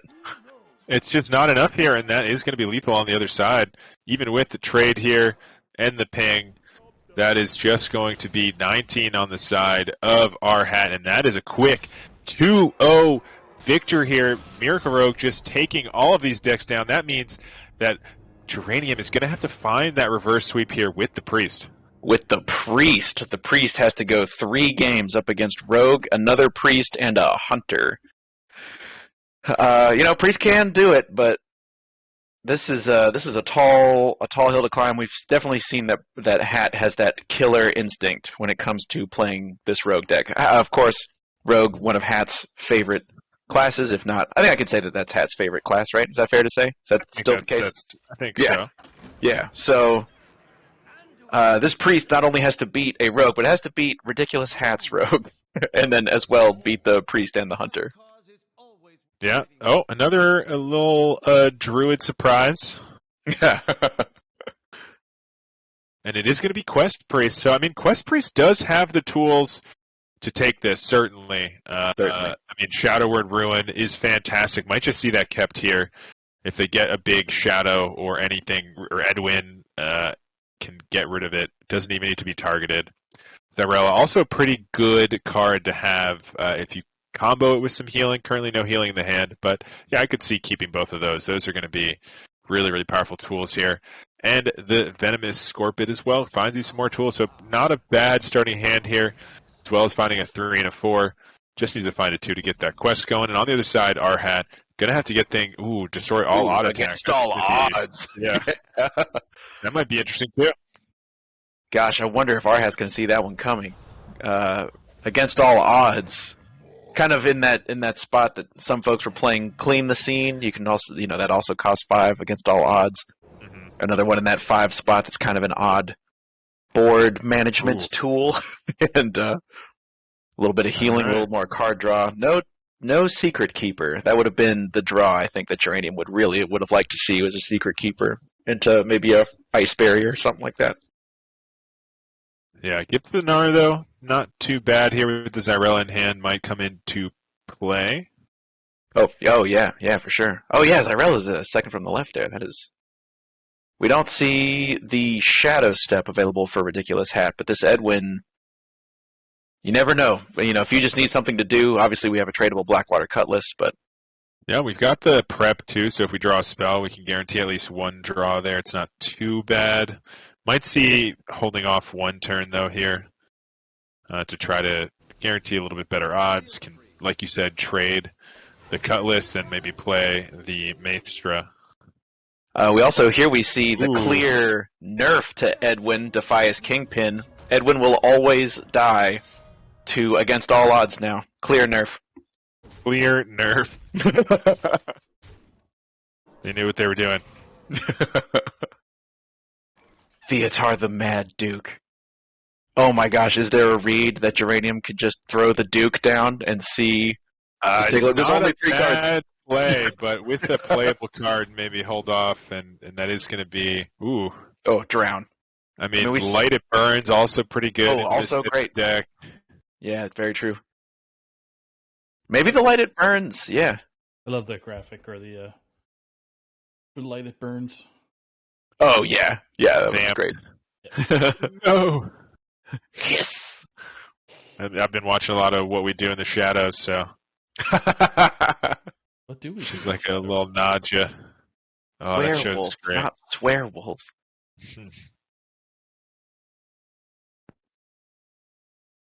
Just mapping out going to be able to throw in the Lighted Burns at any point. And here it goes, Edwin time. Yep. Just noticing that everything on this board has an odd attack value. It is surprisingly odd on that side of the board. Oh, Draka also has an odd attack? Wow. Pretty good Edwin there, but like you said, surprisingly odd. Yeah, this is a ton of damage. 9 coming off the board, and then, of course, several spells. The attack from the Blackwater Cutlass. Geranium started with 40 life at the beginning of this game, already down to 19. Ooh, now there's a couple of options here for clear. I think we're just going to go against all odds, though. It's just too beautiful here. It's just what a combination of both incredibly effective and kind of funny. Yes, certainly. I think we might get a reaction from our hat if we see that played here. Geranium still thinking about it, though. I think considering this Zyrella just to get a 4 cost down instead of getting a 5 spell played, but right now I believe it's only 8 damage for Zyrella. Yeah, there's only 8 healing available for Zyrella with the amount of mana we have, which I guess we could commit. Okay, yeah, here we go. Against all odds. Let's go. Here we go. What does our hat have to say about that? Not too much. Just going to keep things moving. Finds a Spirit Guide. Do we have any shadow spells? There must be a shadow spell in the deck, right? Is Wicked Stab a shadow spell? No, it is not. Shroud of Concealment must be a shadow spell. Right? Shroud of Concealment?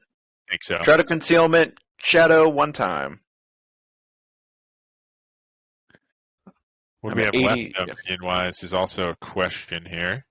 Yeah, both Knolls have already come and gone. Both Knolls, Edwin, Maestra, and the Draga. So I think it's just thinning the deck a little bit of just a Shroud, but it's not bad.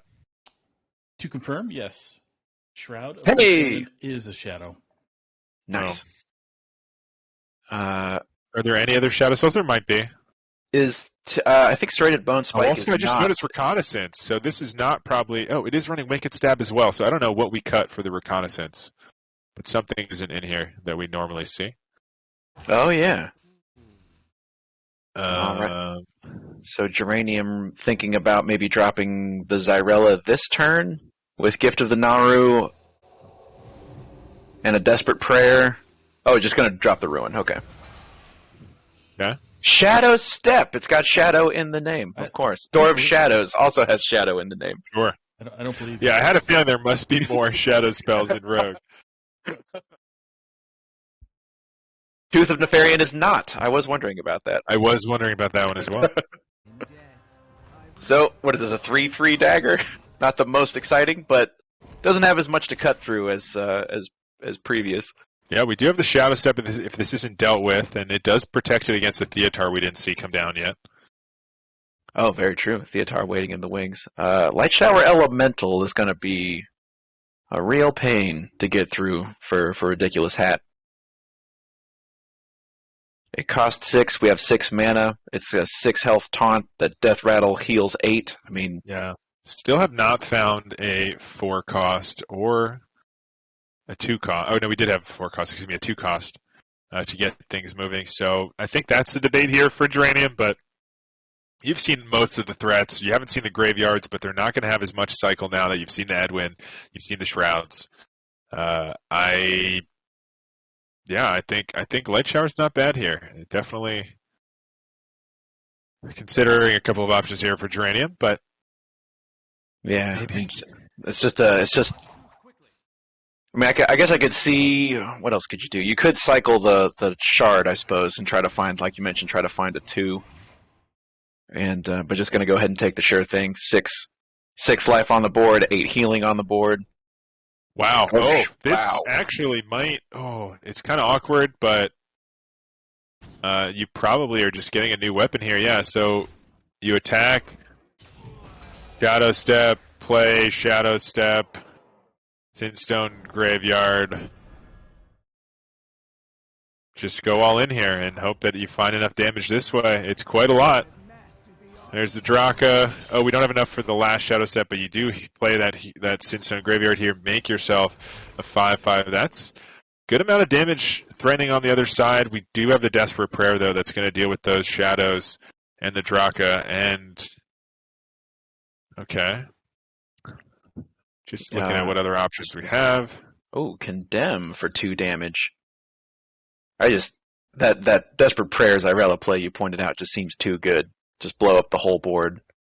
There's only one thing left in hand. Yeah. This is what, a 10 damage Zyrella? Not too bad. Could have been a 12 bad at all. And I just don't think it's going to be enough damage here for Arhat. Arhat's just going to hold back. I don't think there's any minions even to Shadow Step. I guess Reconnaissance could find one if we're running a second one of those. On the other side, I don't think we're going to be spending all our mana, so Double Cross not going to do much. Explosive Runes, there's no more minions except maybe off of Reconnaissance. Snake Trap. I guess, yeah. Out of all these, is Snake Trap the best, I guess?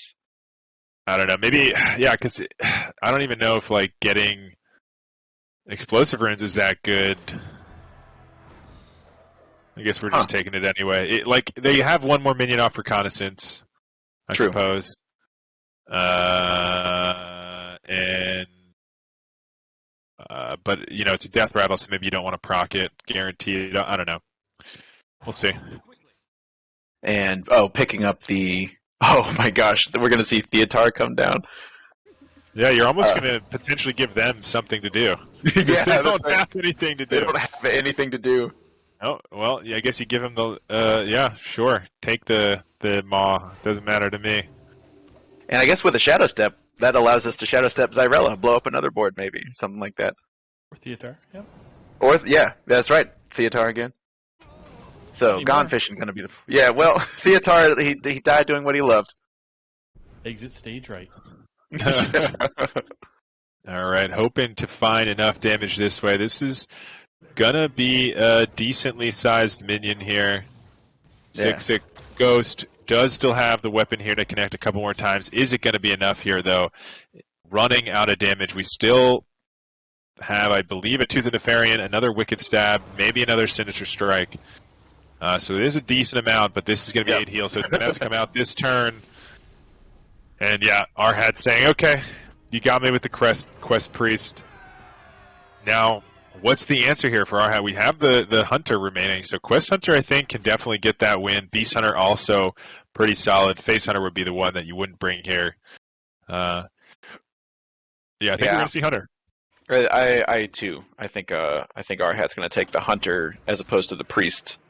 The Priest v Priest. Yep, there's the Hunter. Just like you said. So we're going to see the Hunter. It is a Quest Hunter. So this is one where we've seen Quest Hunter played a couple of different ways.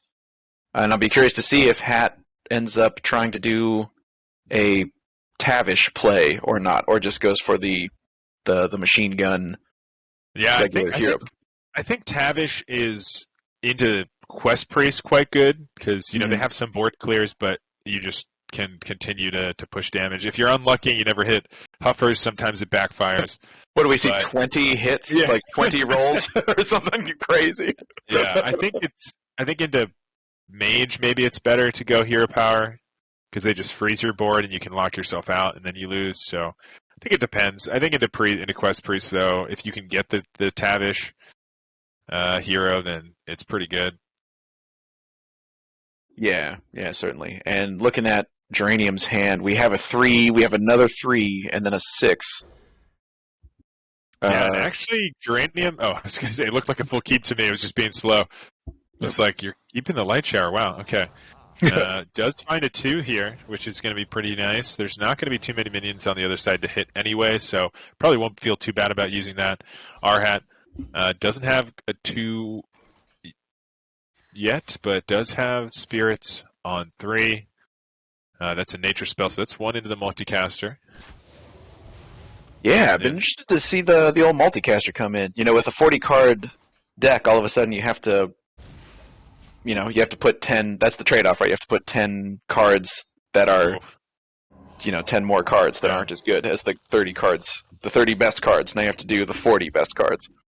But multicaster is one of those things that, the secrets are fire and ice, and then, as you mentioned, nature spells coming in from the wild spirits and the shell shots and stuff like that. So it can sort of undo some of that disadvantage, increasing your deck draw velocity. You're looking for bunker early on, get your secrets, then you find the multicaster after you played some of those really cheap secrets. That's how you get crazy cycle. But true, not too bad here. Does find an ice spell there, or a frost spell. So that is another spell in the books for that multicaster if we do see that played. And I'm interested to see if we see this piercing shot committed. Yeah. Oh, actually, multicaster for 1, just trying to fight for the board here. You saw Condemn used pretty early.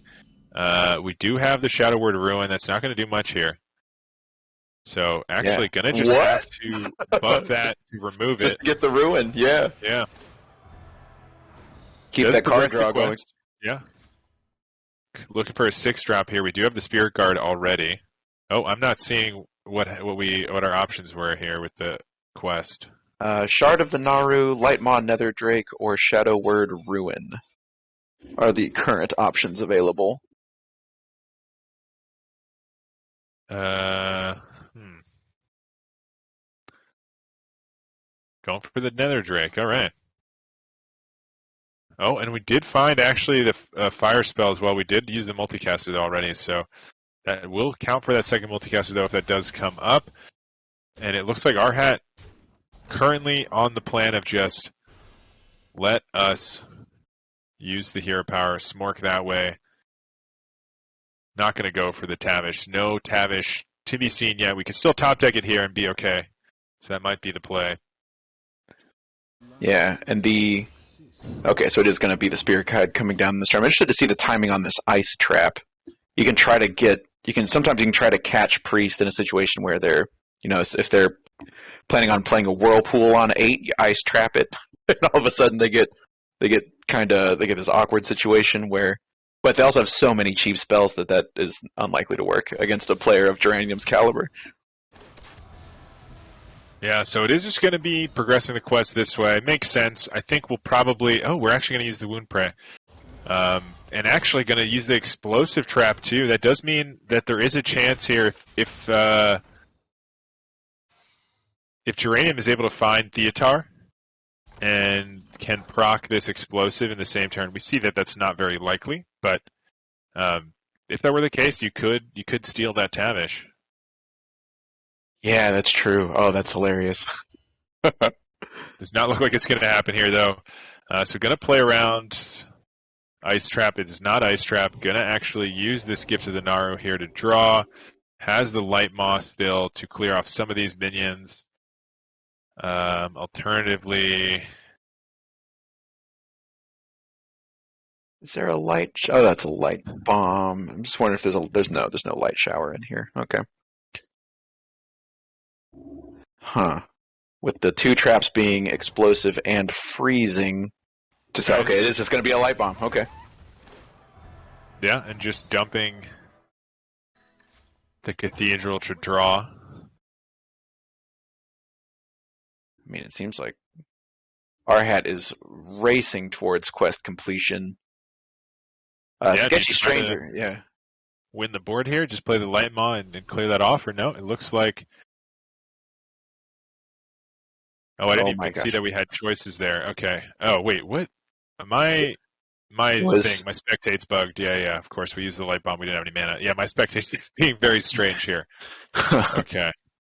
So it is going to be Spring the Trap from Arhat to just go ahead and... Although, is there room? Are there any more? Just going to go ahead and advance the quest, really. Yeah, I'm interested about that. Oh, I guess we're sorry. I thought we were much further down the quest. Excuse me. So yeah, we still have two more. Why did I think we were further down? I just assumed at turn 7 we'd be one away, but we didn't even have the zero cost hero power. Yeah, this explosive trap still hasn't gone off, so it's just sitting there, just waiting. I assume this is going to be an ice trap. I guess it's just kind of the. Ice Trap is guaranteed to at least do something, because almost everything the hunter does is spell-based, so at least it throws a wrench in the works at some point. You're not going to kidnap Tavish, because the battle cry still goes off. And Oasis Ally, I don't think anything's going to be attacking your creatures. I have to assume that's the decision, though, Ice Trap or Oasis Ally. Okay, Ice Trap.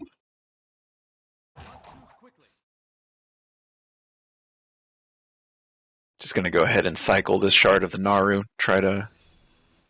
Yeah, oh, actually, no. The Ice Trap on the other side. Yep. And, Thriving in the shadows. Yeah, 20 health. I mean, we have a decent amount of healing. There is the tracking having to be used there. For the Ice Trap does, of course, still have enough mana to play everything. There's the Tavish, so could still go that direction if we want. Multicaster, though, might just be enough to get the damage once we've gotten the quest completed. And we're going to wait one turn here, of course, to get that quest completed. Those are some expensive things. I think we wait on this tracking, actually, because we're going to guarantee getting the Tavish probably. Well, we're still 2 away, so... Yeah, actually completing the Tavish and playing the Tavish on the same turn is, with this hand, going to be... I mean, it's... Yeah, and it's also how you can do it.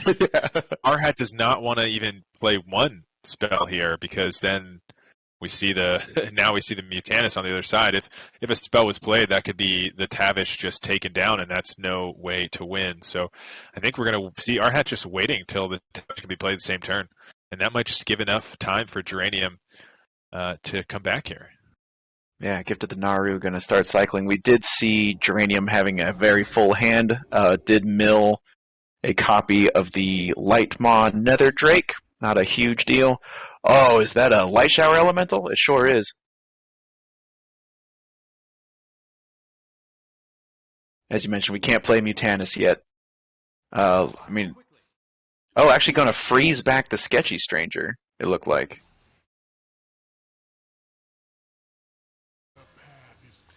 Yeah, Okay, Light yeah, Shower Light Shower Elemental is too good. It's just too good. Yeah, on the other side, our hat's still kind of stuck here. I don't think we're going to be seeing this played here. Just risking that Tavish being Mutanist or Theotard is just too big of a risk. Arcane Shot is going to allow that to be all played in one turn next turn. So, Piercing Shot going to be played actually. So we are going in hoping that this explosive can't be procced. So I think we're going to have to see this Sketchy Stranger being pinged down. Oh, we actually found the Wild Seed Fox. So that's just going to make that a clean little trade. And now there's no way for it to proc from the priest that I can think of. There's no charge minions and no weapons to go face with. So that is going to be still safe here for our hat to get that Tavish off next turn. Is it going to be enough though? Yeah, I mean I'm trying to think of what the best move. Yeah, there's no way to activate this explosive trap. There's just no way to get in there. I'm trying to think if there's some way that Jurium can generate a weapon or something really zany, but there's nothing is coming to mind. And I'm looking at these cards and they just don't do it. Identity theft. No, there's no weapons. Yeah, or weapons. Yeah. Yeah, they aren't playing any weapons. Yeah, because it's from the hand and deck. So yeah, there's just no way to get there. That's wild. Well spotted, right? I mean, it's if you know you're safe, that's definitely the best way to do it because you go into your 10 mana turn, dropping Tavish, and then you have 5 mana left over to do shenanigans and nonsense.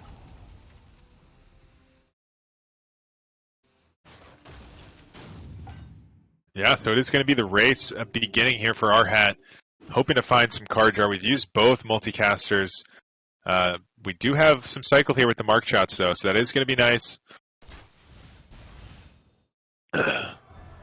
Barbed nets, very nets cheap. Is cheap.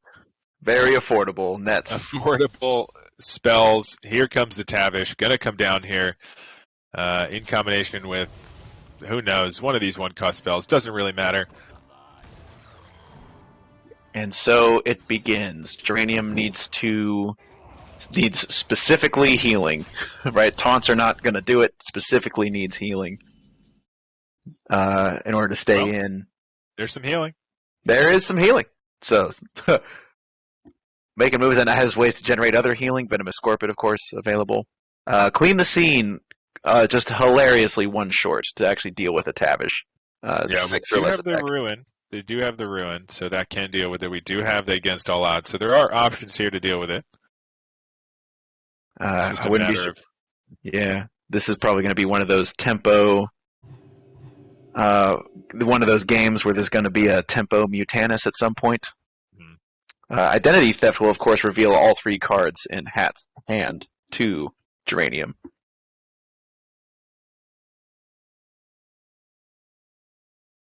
Yeah, that is true. Would signal that the Mutanus would hit nothing, so if we're going to do any of those, we'll probably see that first. Shadow Word Rune are going to be coming out, though, to deal with the 7/7. Still have Against All Odds and the Clean the Scene to answer the Stag or anything that comes out of there. We find a Taunt, though, as well, which will help into this weapon that's about to come out. But that is a target here. That is a target for these spells that can only hit minions. Yeah, and actually Spring the Trap is going to be able to grab some of the secrets out of the way as well. If Hat actually has any secrets left. Yeah, there should be one explosive trap left. Probably an ice trap. Ice trap, yeah, I think so. And another ice trap available there. Oh, so Spring the Trap actually not going to be used to pull the... I guess there's only one secret you can get anyway. So why waste any damage on the 1/3 just because you have the other ones already equipped? So you can only get the Ice Trap. Oh, we saw the 7-cost card come in with the Blackwater Colossus now in hand for Geranium. So going to be able to not only clear the Stag Spirit, but won't proc any of these secrets because the stag will technically be the one attacking. Once again, intentionally just feeding a shard of the Naru into the ice trap. And Blackwater Behemoth clears the 5-4, heals for 8. Hero Power heals for 2, so that's a 10 life right there. Yeah, we're going to have to deal with that now. I guess we're just dealing with the lure, and then this kit only gets frozen, so that works as well. You only need to use 2 swings instead of anything else. I like that. You have the freezing available, and you kind of want it to go off because you have another freezing. So, yeah.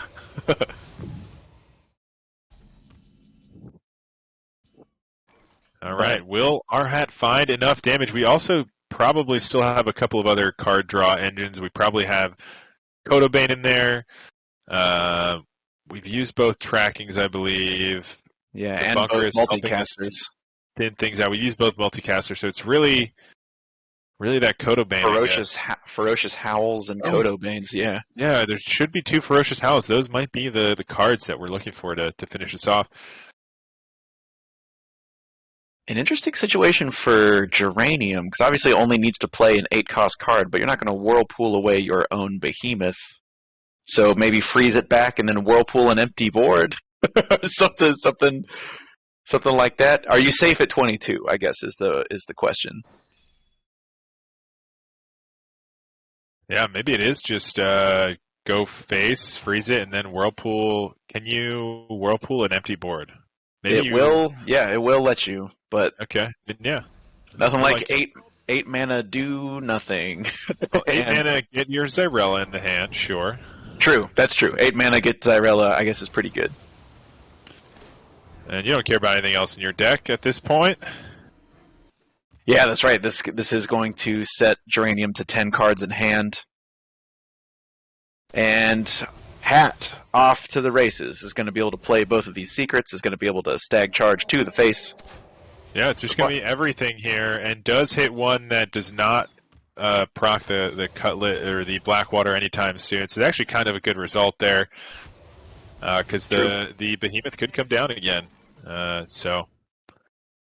Yeah, very true. And now Geranium doesn't have enough health to play.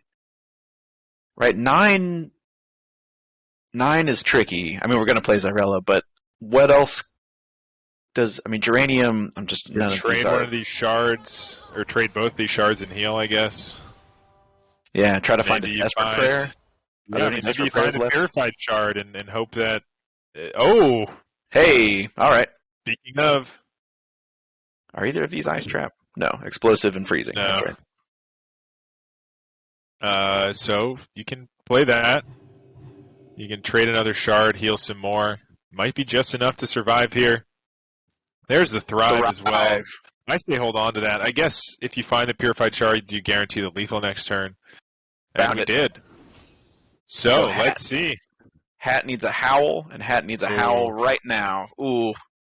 Doing some math here. Not gonna do it, and that is going to be our favorite thing to say here. Back to back. Are we going to a game 5?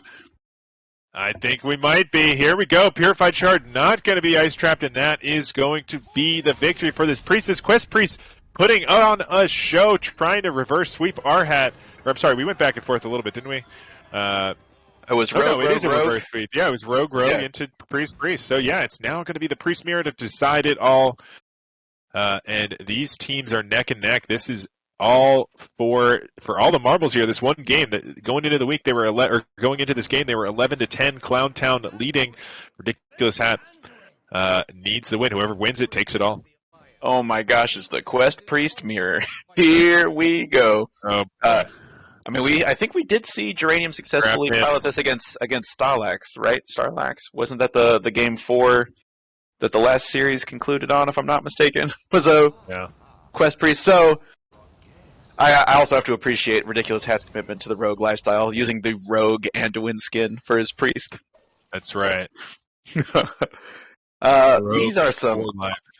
Oh yeah, Cathedral of Anointment is a great card to have. This is a fantastic curve here for Arhat. We've got 2, 3, 4. The other side, just the 2, 3.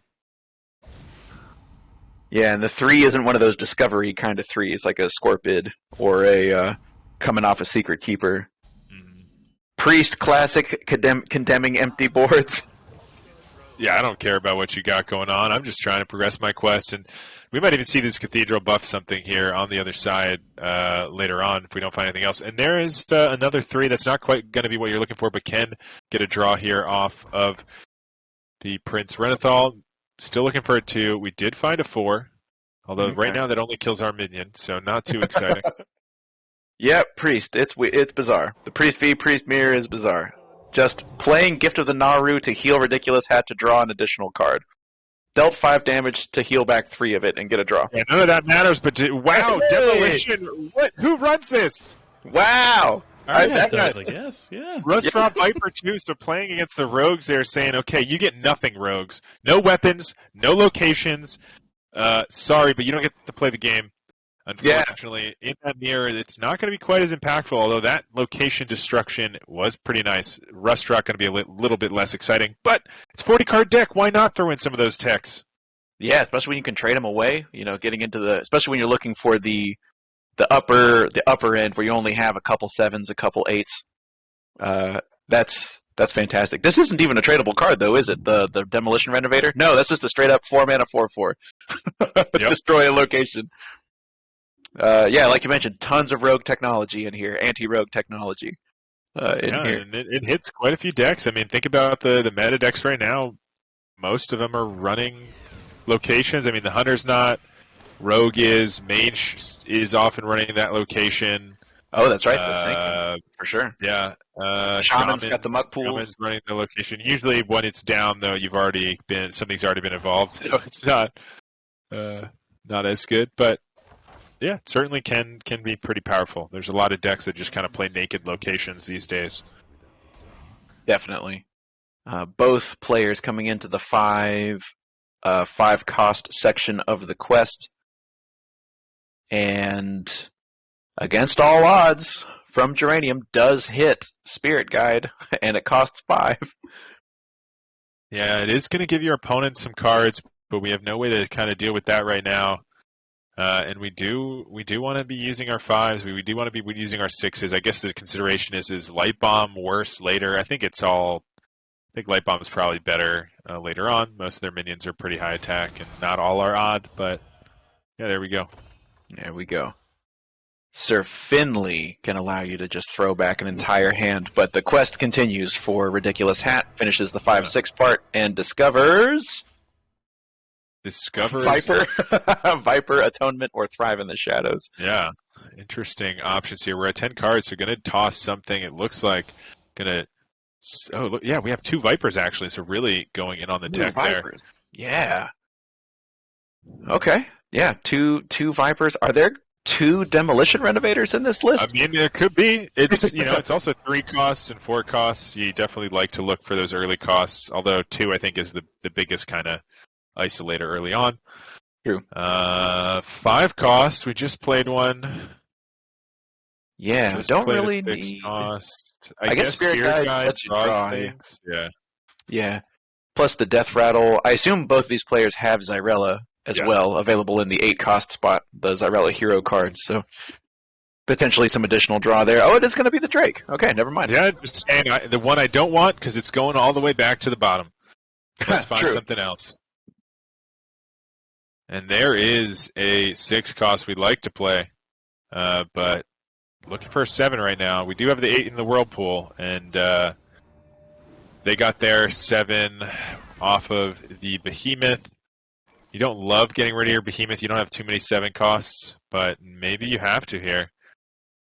Yeah, without Behemoth, that leaves you with, Mutanus. And... Yep. Is that it? Mutanus and Behemoth, is that it?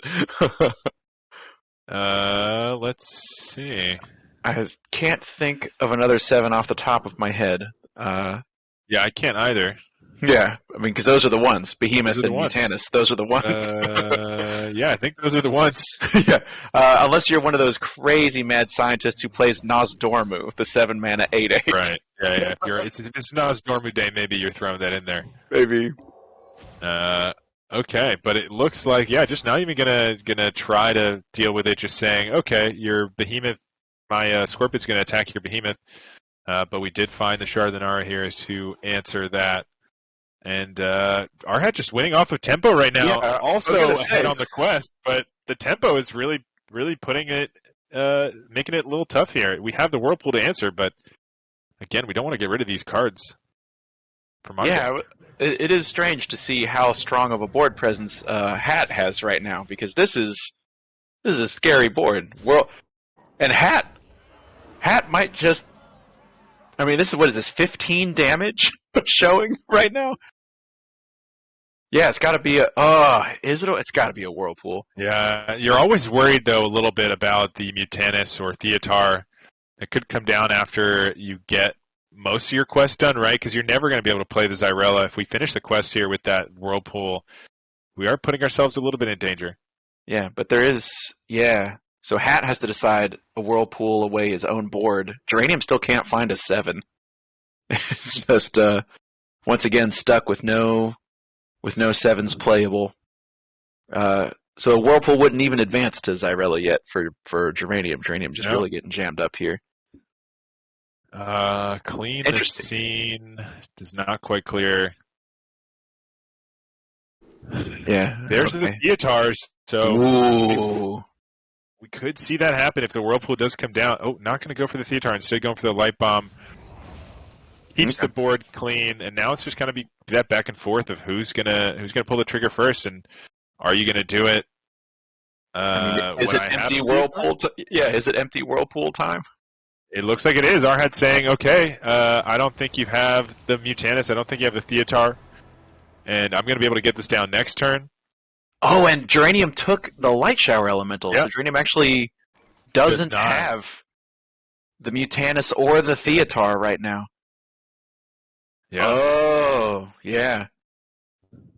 Does it finally happen where Arhat plays Zyrella and then Whirlpools away his own Zyrella as a third possible disruption strategy against Geranium? Will it happen? The answer is no. But it's a play that exists. It's a legal Hearthstone play. It's not going to happen. Legal Hearthstone play. It could happen.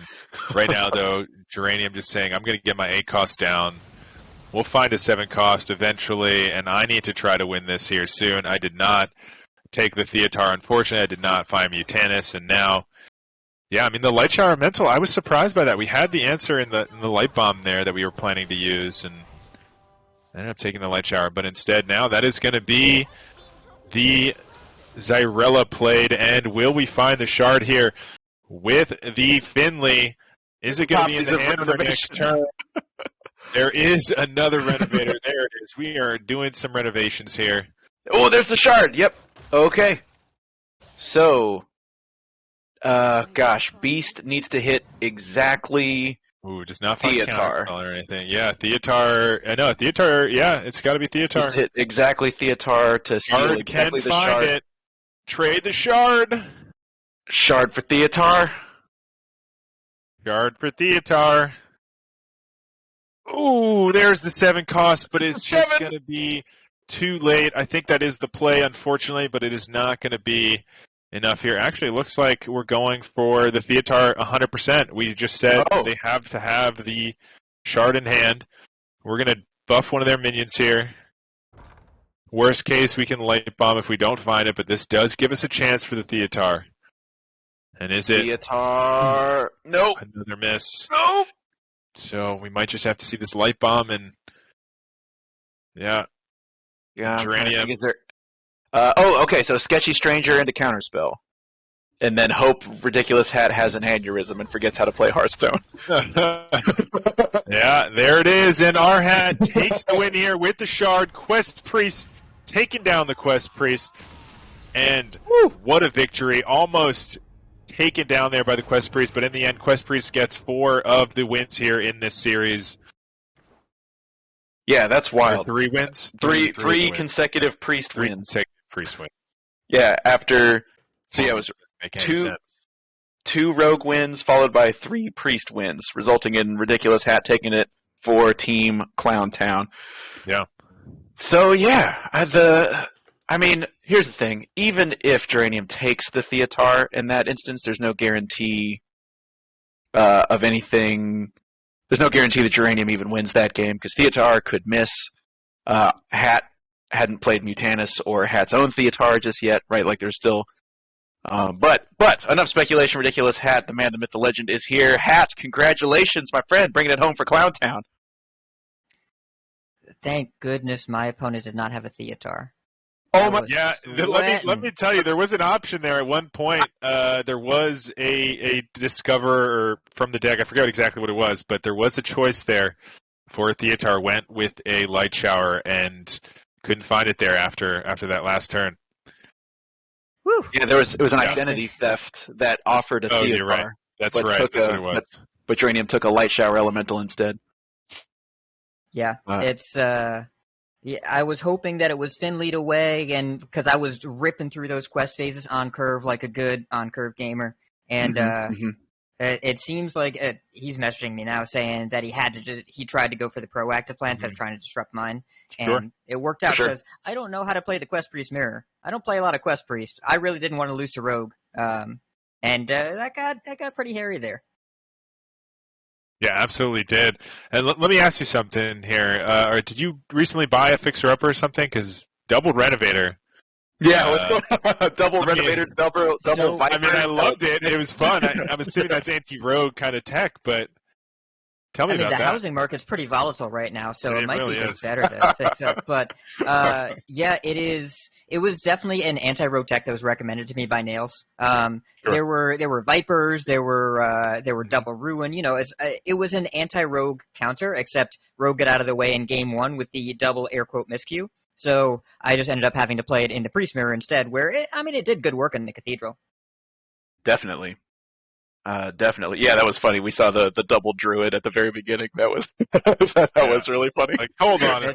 Wait, I've been bamboozled. Both these players miscuing, unbelievable. But double. So our messages said double miscue, and then I said, "All right, concede," and he said, "You first," and I said, "Wait a minute." Wait a second. Wait. But yeah, it worked out. Those first two games, I mean, Cutlass and Shroud like me a lot, I guess. It worked out pretty well. Those first two games were disgusting. Quest Priest still manages to hold it down. I was not expecting the against all odds on turn 5 to. We did wonder if that was gonna. Yeah, I thought you was gonna bring an emote out. Yeah, I might throw a little emote just as like, oh wow, yeah, against all odds, there it is. Sure. I emoted in real life. Oh, okay. Yeah. Oh, that is a Hearthstone card still. That's a thing that you can do in real life. Wow. Yeah, I said some stuff, but this is a family show. That's right. The Sunday Showdown. Yeah, we're known as the most family-friendly of the shows. I believe. Going into the that Shadow Stepped Edwin was incredibly decisive in the first game. The rogue. The 13-13 on turn 4, that one. That one seems pretty good, I gotta say. I'm not a doctor, but a 13-13 on turn 4 seems pretty good against Rogue. It worked out. I hit him with it, and then he died, so. Yeah. Would recommend. How about going into that mage game? What were you? Because that one still, you were able to really just seal the deal pretty quickly before the mage was really able to get to any blizzards or, we saw the flurry come out, we saw cold case, we saw the freezing hero power, but it just couldn't get there. Even 40 life wasn't enough to even get there. I had Cutlass, Shroud on 2 for 0 mana Knolls. Played my stuff, hit him in the face. Playing the Knolls I think is pretty important. When I first was picking up the deck, first I lost with it. Then when I started winning with it, I was holding the 0 mana Knolls, like, I want to buff my graveyards, I want to buff my my Draka weapons. But realized doing the math, how likely is it that those weapons or those ghosts are going to do 3 additional damage rather than playing the 3/5 right now? Which you saw me do in all 3 games, just like I played the Knolls when they didn't cost anything and I attacked with them and they were good enough 2 of the games, and then one game they had against all odds. But even then, double Knoll on turn 2 still felt pretty powerful there, and if it was not for against all odds, which I admit I didn't play around, then I think that I had a good chance of getting there in a 25% matchup. So, I don't know. I had really fortunate draws the first couple games. The Quest Priest did what it did game 3. Game 4, I wasn't happy at all with my Quest Hunter play because I totally forgot that the Colossal makes my minions attack, not their Yeah. minion attack. So that's why I was over prioritizing that freezing trap, because I kept thinking, oh, it's going to freeze the behemoth. It didn't. And I also emoted in real life. That is true. So is it fair to say, because if you watch the VOD back, you'll hear me say, clear nerf to Edwin. Edwin always dies to against all odds. Yeah. Yes. Yeah. They Maybe said that's what we quest need. priest. They should make. But if you make that card cost 4 mana, it's even. Does that work anymore? If against all odds is even?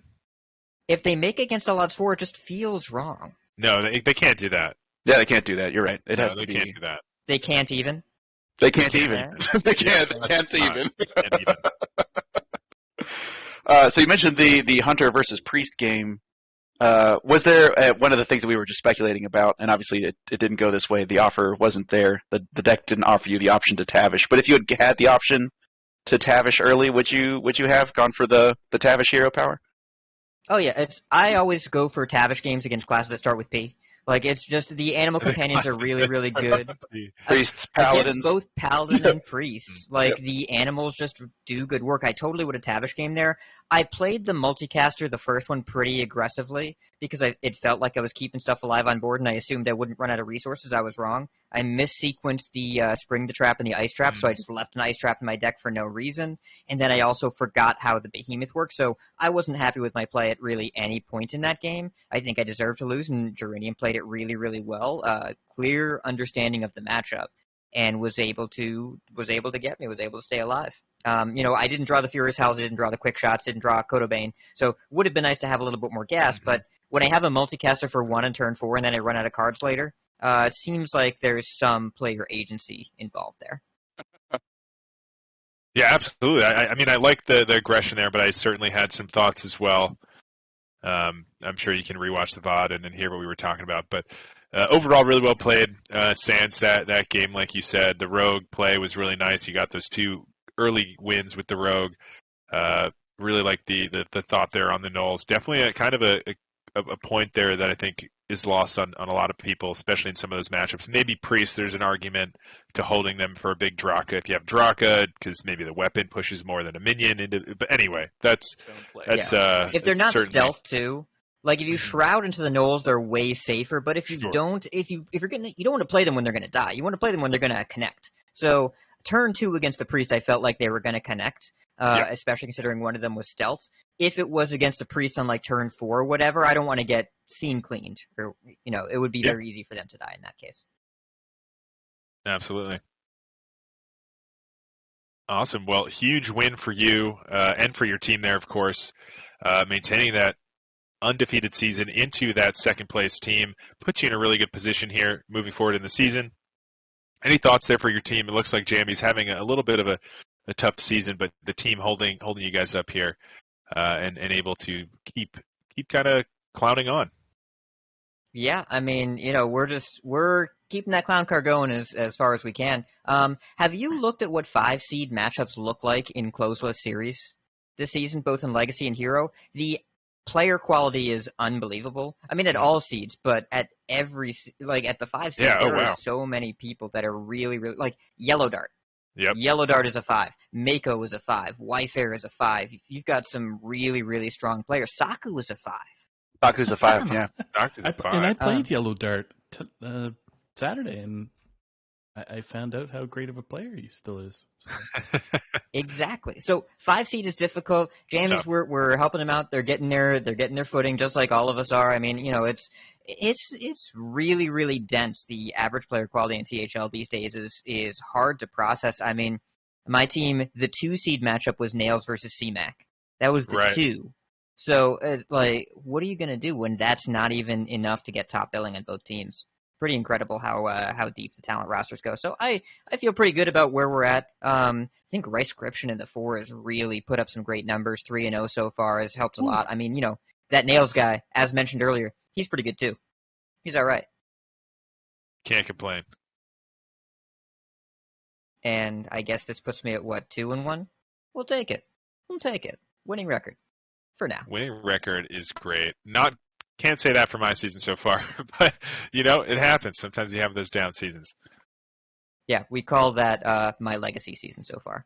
Transitional yeah. seasons, yes. Yep. Yeah. Exactly. blame Yeah. the meta. Yeah. Rebuilding. Uh, Rebuilding. There we go. Rebuilding. Yeah, we're rebuilding our ability to play this game. Exactly. Or our brains. So or thanks so retooling much, our brains. guys. Yeah, exactly. Sure. But yeah, Awesome. Well, thanks so always much a pleasure to have for you having on. me here. Yeah. Looks like Dollar Bills might have disconnected. There was definitely some difficulties at one point, so hopefully everything's okay over there. But yeah, I think that soccer. You got any announcements for the week coming up? Yeah. Other than Heart Center, that's the only thing I think that's on the docket. Plus our regular streams there on Friday night fights, and Salty Saturday. Then our Schoolstone series either Saturday or Sunday if anybody's interested. And then of course we are back to whatever this show is called, Sunday Showdown. Yeah. How can I forget? Whatever it's called. Yeah. I'm just just enjoying the company today. So Yeah, always a pleasure. Lovely to have you on our hat. Soccer, thanks for upping this as always. Bills, wherever you are. hopefully Hope you you're get your okay. internet back. Yeah. Maybe your We hope so. location was relocated. Yeah. Elsewhere. A little bit more renovation going on. Renovation card just kind of ripped his internet out. So cool. Well, Awesome. thank you so much, y'all, for having me on. I'm going to go play my pro match, but thanks for doing the stream. Yeah. Yeah, of course. Good luck out there. Take Thanks. care. Later. See ya. That. Awesome. Well, Bills, we'll miss you. We'll see you in the next episode. Let's just giving us call it silent treatment. That's all. He's yeah, in we're chat, good. right? But It's okay. All right. From behalf of everybody that has joined the stream, thank you very much. All 19 viewers got to see our hat win over a fantastic match with Geranium Battle, and also Corden. Congrats on him defeating Quaz in a very, very tight match. So I encourage everybody to check out the VODs or even YouTube videos on our THL website there. So be safe out there. Take care. Bye, everybody.